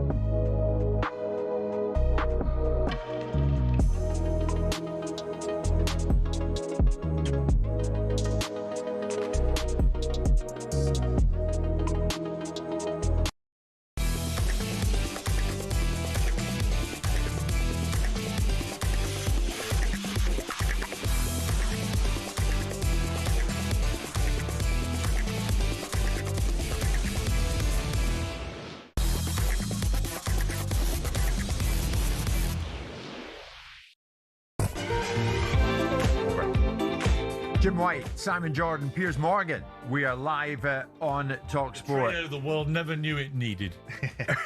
Strange little menage a trois. Exactly. This is changing the face of broadcasting. I wonder what kind of World Cup we're going to see in the United States. And in the Foreign Office last night, it became clear to me that it's not just the US of A. It's Canada in there. It's Mexico in there. And the three countries are hosting this World Cup. Piers, you know Trump. You speak to him on how regular a basis? Yeah, a lot. I mean, I've known Trump 20 years. When he first came as a guest on America's Got Talent in the first year I did it. And then I took part in his Celebrity Apprentice show in 2007-8. I won it. After that, I went on his show a lot, The Apprentice, as his boardroom advisor. And then when I went to CNN, I interviewed him maybe 30, 40 times. I probably interviewed Trump really collectively in total more than any journalist alive, I would think. Right. And so I know him very, very well. Did he deserve the peace prize that FIFA bestowed upon him? Well, not when you just immediately then start bombing Iran. I thought there was probably an unfortunate juxtaposition between the two things. He has brought peace to certain raging areas of the world, and I commend him for that. But I think the Iran thing has been a folly, which he shouldn't have done. Another question, though, to that. Should FIFA be involving themselves in those kind of spaces? No. They shouldn't. I thought that was just a ridiculous thing to do. I do like Gianni Infantino. I've met him a bit. I think he plays Trump pretty well. Trump is the president of the United States. The tournament is primarily in America with Canada and Mexico. He's got to get on with him. He's got to have Trump putting full throttle behind it. Obviously, the big play has always been for football, or soccer as they call it there, America. Can it really break through properly? I think they see the World Cup as a great potential opportunity for that to finally happen. But politicians indexing themselves to football, Pierce, are you for or against that? I think you're against it. Well, I tell you what I did. Well, Politicians actually, jumping Simon on it. and I might have common ground. I don't really like the mix. I mean, it's interesting. I remember saying to Gary Lineker, he's a good friend of mine, and we argue a lot. But when Gary made it, do you remember at the start of the Qatar World Cup, which was a brilliant World Cup, where you could walk to all the grounds. It was fantastically run. But Gary did this sort of homily on behalf of the BBC about Qatar's record on human rights and LGBT and so on. And I said to him afterwards, assuming he'd still be at the BBC, which he's not now, I said, but if you were doing that at the start of the next World Cup in America and Mexico in particular, will you start with a big commentary about the human rights record of Guantanamo Bay, for example, or illegal drone programs, or the illegal war in Iraq, or what's going on now in Iran?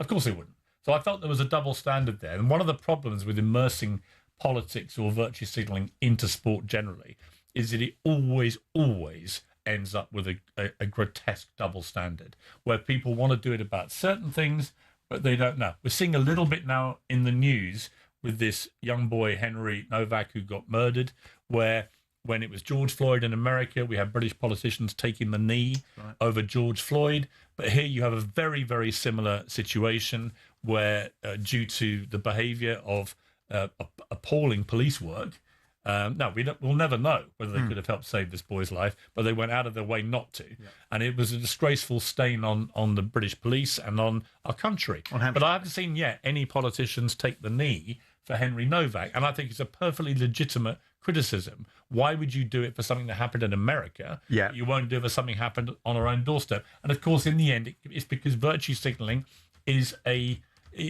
thing that's riddled with hypocrisy.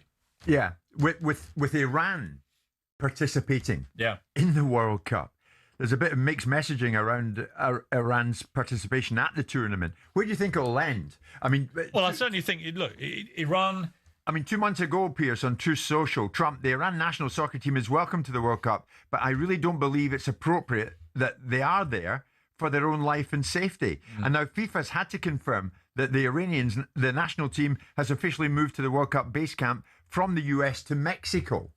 Well, look, the bottom line is... What's it going to be like when their national anthem played on American soil? Iran were allowed to compete in this tournament and to qualify and to be there before the war started. They didn't start this particular war. The war was started by the United States and Israel. Are we going to now say that America can't compete because they attacked Iran? In other words, again, it comes back to me to double standards. We rush to ban countries from performing in tournaments, and sometimes there is a valid argument to do it. But you've got to be consistent. With all these things, you have to be consistent. If your policy is that if you launch an attack on another country which is illegal, we're going to ban you, well, that's a pretty wide remit, which will trap a lot of countries in the net. Similarly, in Qatar, I remember all the outrage about LGBT rules about homosexuality in Qatar. What people didn't like to say was that 1/4 of all the countries competing had similar laws. All the African countries had similar laws, for example. So where do you end up having a World Cup? If you judge every World Cup potential venue by the morality of your own country, well, you would end up probably not having the World Cup in many places. Yes. Iceland might be the only place that would pass everyone's tick box. It's true, Simon, isn't it? It's a virtual collision course. The question is not about the antics of politicians that are seeking to create advantages and platforms for themselves and using sport as a prism to do it through. It's about how the sporting authorities react themselves and how they want to have skin in the game. If you want to be involved, you want to be involved, you want to be involved. Now you're involved. Now you don't want to be involved. And how far do you want to be involved? You wanted to put Ukrainian flags up over Wembley, but you didn't want to put different flags up because the context of it creates more challenges for you. You get players. If you're so committed to the cause of the idea of one love armbands in the World Cup, if that's what you really feel, then take a yellow card. No, I don't want to take a yellow card. So don't do it in the first place then. So we will chime in the same space here because common sense prevails. I always cite the case of James McLean, the footballer from Northern Ireland, who every year we have to go through this tiresome thing where he doesn't wear a poppy and everyone goes crazy and they all accuse him of this, that and the other. And if they bothered to spend 30 seconds Googling his story, they would discover he comes from a certain part of Derry in Northern Ireland, where British paratroopers, in an infamous Bloody Sunday incident that we're all aware of, killed a number of people in that neighbourhood. And it was a shameful day. Right now, he made the point. I'm not saying other people can't wear poppies. I'm not saying I'm not going to disrespect them for doing it. But Piers, he's saying I don't want to do it. And he said, and it's not because I object to the heroism of armed forces. It's only because it includes all military action by the British and Army, that's fine. And that includes what happened. But James in McLean also puts up social media pictures of himself in a balaclava with a Kalashnikov, so it has a different currency attached to it. Yeah, but I'm talking specifically about the enforced wearing of a poppy. No one should be forced to do it. I remember in the George Floyd thing, there was a day when everyone on Instagram was told to do a black square as their post. And I didn't, because I'd spent 3 hours that morning on Good Morning Britain talking about it. I felt that was my valuable contribution to the debate. I went to my local square, I had a bottle of wine, didn't think, did a picture of the bottle of wine. What a lovely day. Posted it, and my sons all immediately, Dad, you got to take that down. It's the black square. I went, I'm not being forced to do a black square. I think his next day, everyone's going to be doing their normal stuff. Something less of a serious topic, but certainly still valid all the same. I know you've been in contact recently, Piers. You meet him on the odd occasion for a coffee. You're taking Thomas Tuchel. We'll get to that before we go at 1 o'clock. We're at 12:30 this Wednesday lunchtime.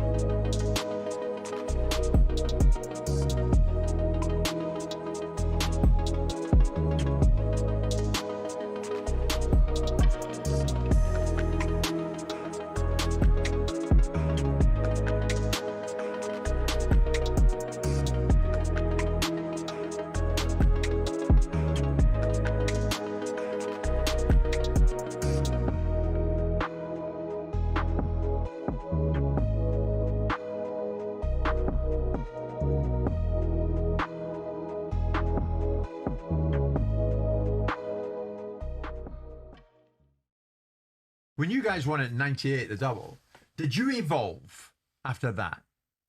We knew or that did you stay the same?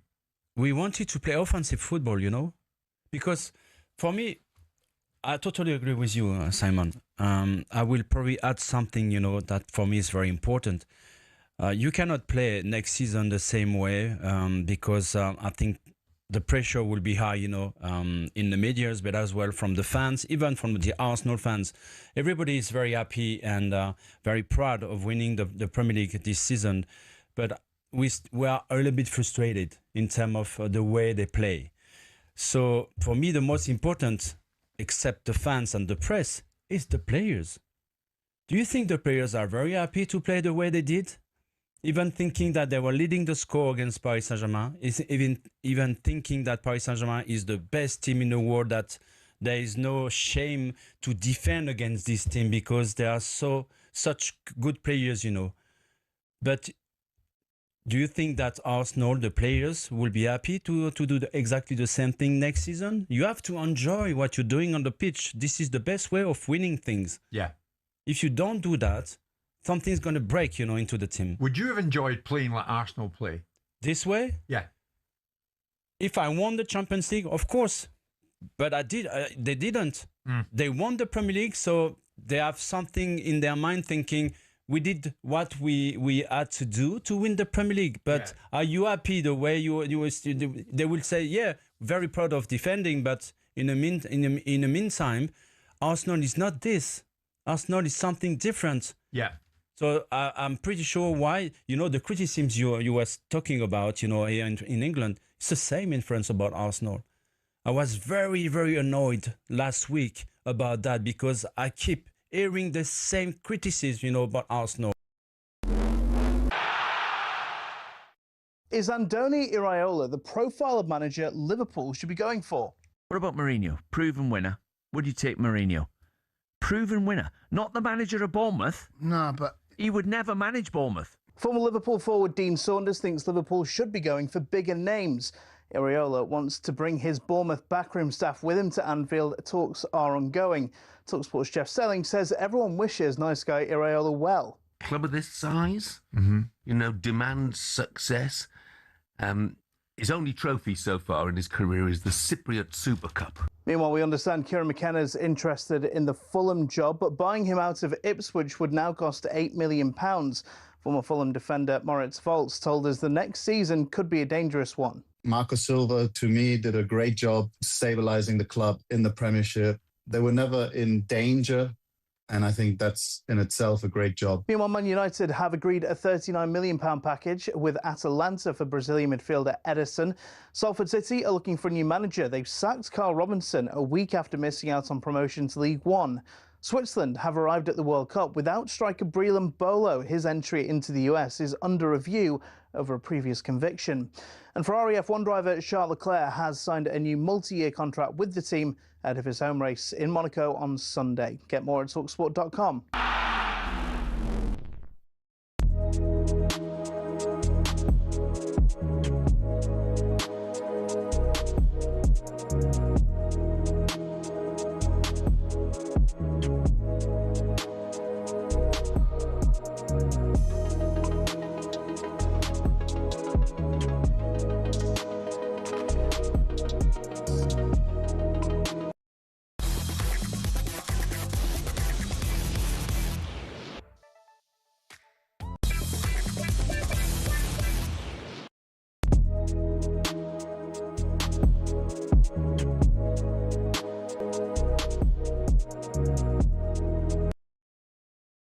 Piers Morgan, we are live on talkSPORT. Got a good ring to it, has it not, Piers? The three of us as opposed to the two of us. I'm enjoying this. People are just pleased about the aesthetic upgrade.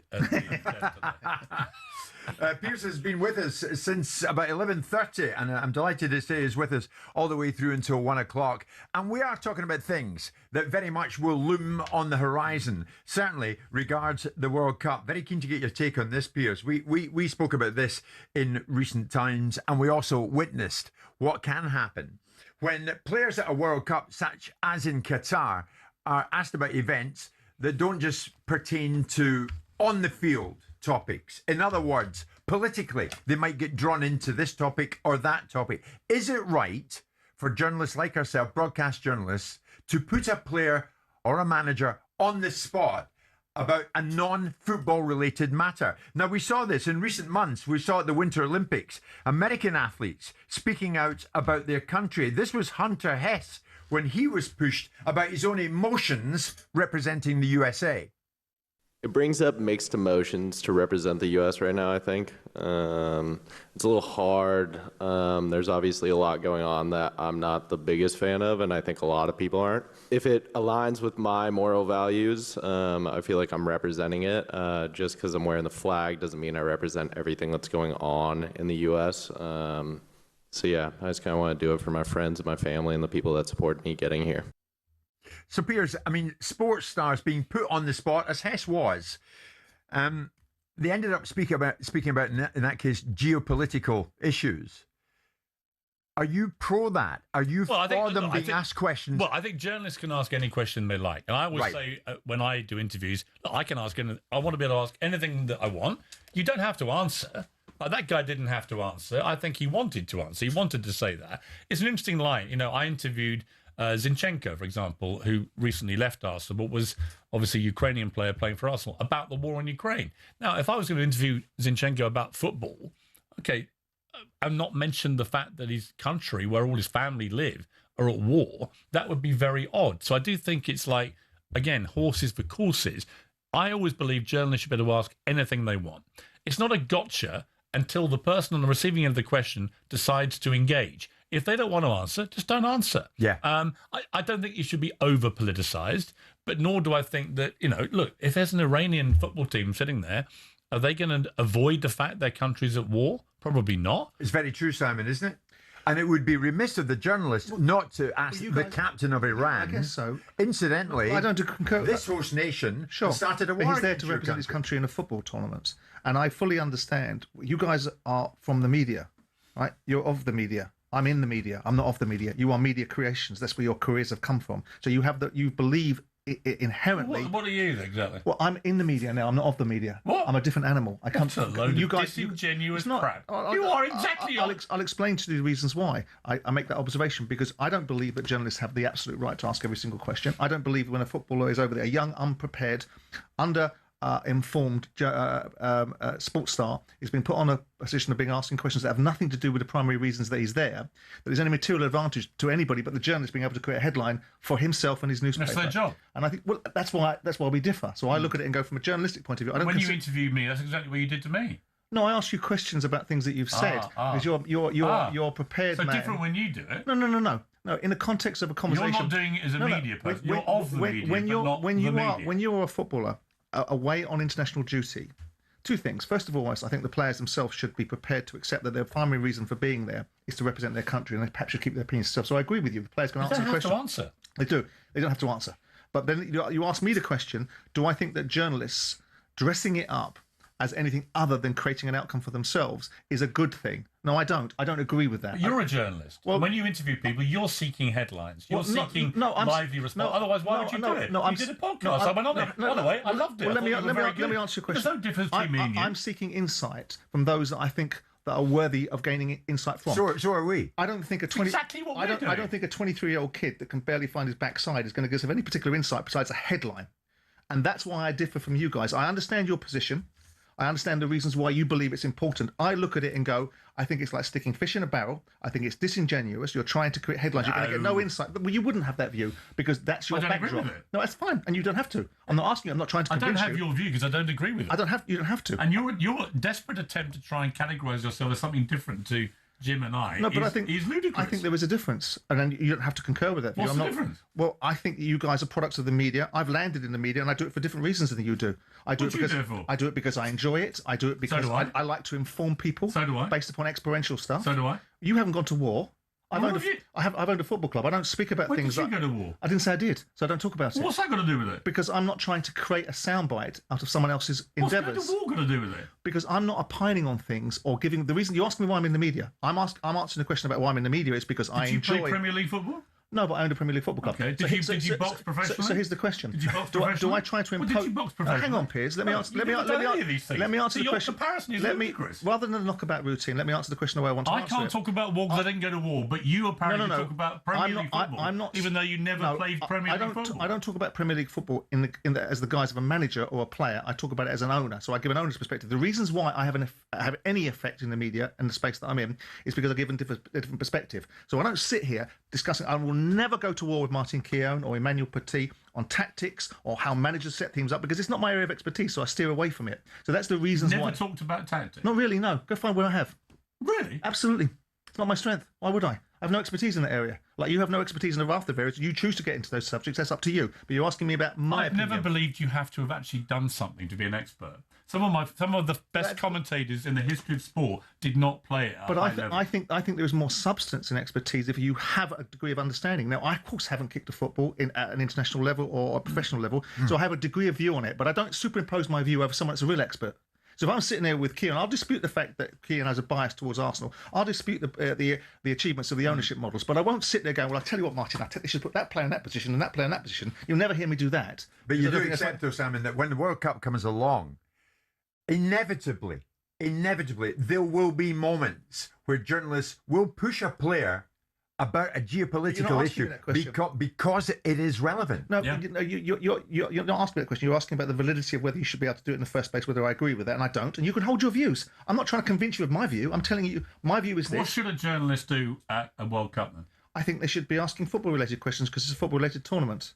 That's what I think. You might think something different because of your background and where you come from. I don't come from that perspective. I don't think the media has a God-given... What if there's a scandal? I actually think... What if there's a scandal? I actually think you and your kind... Hang on. I haven't finished. Hang on. No, I've listened to you for an hour and a quarter. I think you and your kind are greatly responsible for some of the landscapes that we have in this country. When we talk about the way that this country operates and the way that people behave in this country, and we talk about the actions of the police force in regard to Henry Nowick, I think the media are part responsible for some of these things because of the way that they create the culture that we live in. This cancel culture that you write books on, have the audacity to write books on, and you're one of the major perpetuators of cancelling people. Really? Have I cancelled? I think you have strong opinions on people. I think you. I think coming from you. I think, God, man. We're not talking about me. We're talking talking about self-awareness here. Is quite breathtaking. We're talking about you, Piers. If you want to talk about me, you have a problem with me because I'm over-opinionated. I don't have a problem Says with you. Simon John. I have a problem with the responsibility of the media and how it operates. I have a fundamental disconnect and disagreement with you. So that's fine. I'm not trying to convince Let me give you an example then of a situation. Say the England team decide one night, they won't because they're different these days, but they all decide to go out and get blind drunk after, say, losing a game, and they end up in a dentist chair filling themselves with big bottles of vodka. Yeah. Would you think it is justified for a journalist to ask a question about it? Yeah. Okay, great. So you agree it's not just about football? Okay. So you agree that news actually is important? Let me qualify that because I accept, reluctantly, that the landscape of the world that we've created is that these are things of intrigue. For me personally, I look at it and go, not particularly. I haven't been in football and seen the way players operate and seen the standards they operate by. I don't think it's particularly interesting. But the media does, and it sells newspapers and it delivers content and it delivers you views. So you'll sit on a show with some little twerp like Tiki Toki, whatever his name is, and have to listen to the crap that you had to listen to because you're interested in the views. I wouldn't do that. I didn't post that. I didn't post that interview. But I won't. So it wasn't about the views. But you could be a variety of other people. It could be Andrew Tate. I'll sit on a show, and I won't do interviews with Tyson Fury because I think I couldn't care less. So my attitude is, I don't like you. I don't like what you represent. I don't like the manner in which you behave yourself. Why do you think you get paid so much money to sit in that chair opining your opinions? I don't know, actually.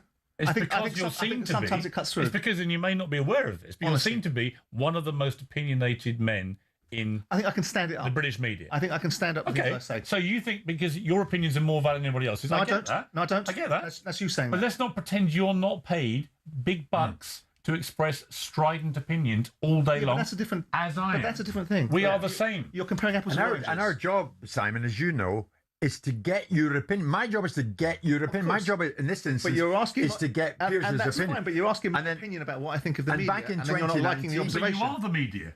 I'm in the media. I'm not of the media. This is a perfect example, Piers, of what we're talking about. Back in 2019, and you'll recall this, Arsenal player Mesut Ozil, looking back on that, he claimed earlier this month that he was shut out by Arsenal after speaking out against the persecution of fellow Uyghur Muslims in China back in 2019. He was asked a question, Simon, way removed from the normal sphere of things in the world of football.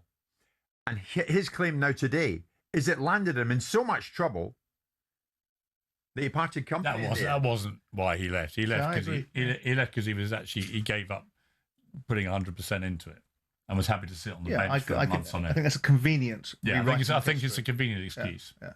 Do you think? But there will be umpteen times, Piers. Will there not? I think it's all fair game in the US. That it's fair game. Again, I simply repeat. I always say this to people: journalists should be free to ask any question they feel is pertinent or relevant. It's whether you choose to answer. When I do interviews myself, I say you can ask me anything you want. I may not answer everything. Yeah. If I choose not to. You can't force me to. Sure. You can't force me to do a black square on my Instagram about George Floyd. You can't force me to do anything. We're still trying to find that tweet you won't find about it. Salt Bay. I did it with Salt Bay. We have found it, boys. We have found it. Yeah, we'll reveal all when we come back. Is it okay to go for a break? I think it is.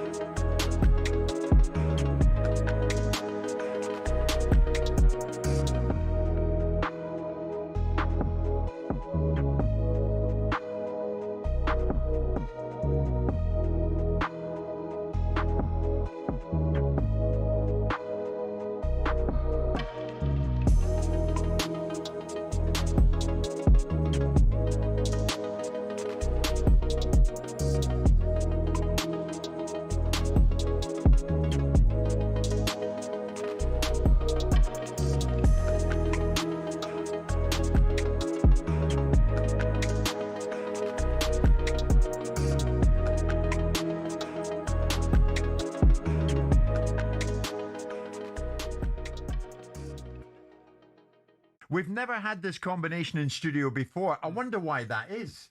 I don't It's think... a bit baffling because, you know, on the one hand, you've got somebody who is genuinely a world authority on sport, and on the other, you've got Simon Jordan. It's important to let peers have these moments, isn't it? Well, you've been on once back in 2022 when there was a disagreement, was there not, Simon? I remember we were speaking to Piers about the Cristiano Ronaldo interview, for which this man did win awards. Yeah, he won Sycophant of the Year for it, yeah. And you thought it was a bit too sycophantic for your liking. It was. What, the one when he left Man United? Yeah, you know. Don't Well, be so ridiculous. shut up, you. We've had that conversation. It was When I allowed you to come I on up literally front. won a Scoop of the Year award for it at your event. No, the one you boast about. We've already had this conversation, right? What? Hello, I'm Matt Forden from talkSPORT. This is How to Win the World Cup. This is the best squad I think England have ever had.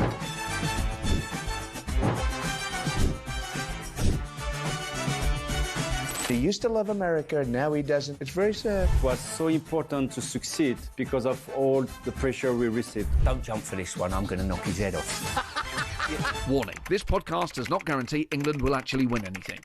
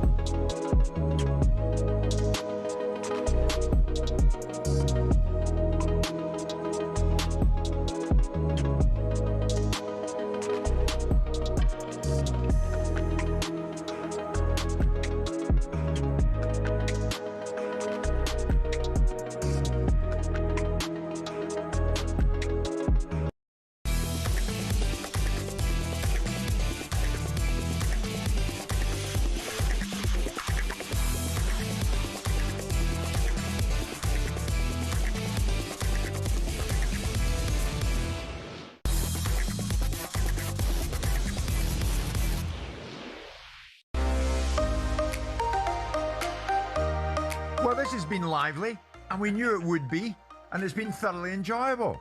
Jim White, Simon Jordan, and Piers Morgan, all in the same studio, live and talk sport. Piers, I want to finish on this. We've been talking about the impact that Thomas Tuchel may or may not make on England come the World Cup. What do you think England under Tuchel are capable of achieving? A lot. It's interesting. I've been watching the Dear England thing, it's thing about Southgate. Yeah, very interesting. And to remind yourselves of the journey he went on. Look, Southgate did brilliantly. Yeah, if you look at his record, he did brilliantly. Thomas Tuchel bizarrely goes in my local cafe. So I have, over the last few months, regularly had quite long chats with him about football. What I would say about Tuchel, he's very engaging and very charming and very intelligent. Those three things are indisputable. But his knowledge of the players that he was considering for selection was unbelievable. I'm not going to name the player that I'm going to talk about, but there was one player who I asked him about, and he went on a 10-minute sort of journey of explanation about this player's how he'd been over the previous 18 months, which was so incredibly well informed. I was literally jaw-dropped by the end about the amount of knowledge he had about this fringe player. Why would you be, just out of curiosity, why would you be impressed by that? Because my view would be, you're the England manager, you are in a position where your only focus in life is to manage a team. That's what you should do. Well, probably because I've known some former England managers who didn't have that command of detail. Fair enough. And also, I think it explains why he's gone for players like Ivan Toney, which I think is a really smart choice. Who in the past didn't have that much of an eye for detail? Who would I say from England past managers? Well, I didn't know them as I know Tuchel, actually. So I mean, So what do you say it for then? Well, because no, I'm thinking as we talk Don't do about what I've just done. No, exactly. Which is I don't want to fall into a Jordan. No, to be fair, it's a valid question because I don't actually know them personally in the same way. So it might be an unfair criticism. I just was really surprised by the level of detail that he knew about this particular player, and then I thought, well, that may explain why he's chosen these other players for the squad, which may be a bit mystifying to some people, but he has clearly got unbelievable information about all of them in real time about exactly what's been going on with them. That's why he's chosen the squad he's chosen. I think he's gone for the Arteta view, which is team spirit and getting no divas, no tantrums, no Yeah. problems, bringing in players who will, He might who have a will be problem. cohesive. He might have a problem with Jude Bellingham then. Well, the bottom line is he'll have a problem if we lose, right? And he knows that. He's very aware of that. I said, there's no middle ground. If you win us the World Cup, you become the first German to get a statue, right, in London. Yeah. I said, if you lose, you'll get pilloried like everybody else. From speaking to him closely, do you get the impression that if England don't win the thing, Tuchel will view it as failure? I think he's a winner, and I think he's won big. Would it be trophies. failure? No, I don't think we're the favourites to win this competition. I do think we've gotten a very, very good first 11. I do think the weather's going to play an impact. I do think it favours the Latin American teams in particular. I think Brazil and Argentina will be good because the weather is going to be roasting in some of these games. Yeah. I do think that Spain and France are probably better teams than we are. Will you support Scotland? I will support Scotland unless they play England. I'd also add Portugal to the mix. If you look at Portugal's team, on paper, it is fantastic. So there are lots of great teams out there. Your chum, England, Ronaldo. Look, I think I said to someone the other day, if Harry Kane stays fit, Yeah. he's the best striker in the world right now. Just scored 60-odd goals. If Harry Kane gets injured, our chances plummet. If you win the final, you get to the final and you win it, will you go on the pitch? I will, and I'll grab the World Cup with my mate Salt Bay and say we did it for world peace. It's true, apparently. And Trump. There'll be the three of and us. this was your genuine tweet. Salt Bay on the World Cup pitch, lifting the trophy and celebrating with the players and their families.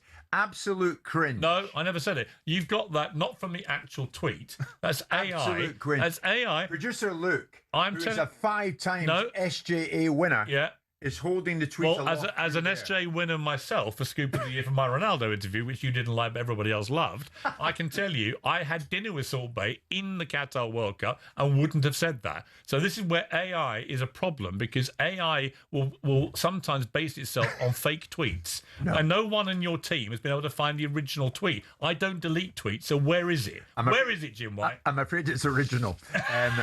Anyway, There's no evidence. That's a side detail. There's no evidence. They know there's no evidence. Look at them. Look at them. Where's the original tweet? He's holding it aloft. No, he's not. He's holding up an AI account of what someone claimed I tweeted. Considerable confidence. Piers Morgan. If you think I'm risking any more freebie meals from Salt Bay over this, you've got another thing coming. I won't get one out of him. I will see you tomorrow at 10. One dinner, one check. Would you like to join me in thanking our good friend Mr. Morgan for joining us? It's been wonderful. It's been wonderful. Piers, thank you. Great to see you guys. Come on, England. 1 o'clock this Wednesday lunchtime.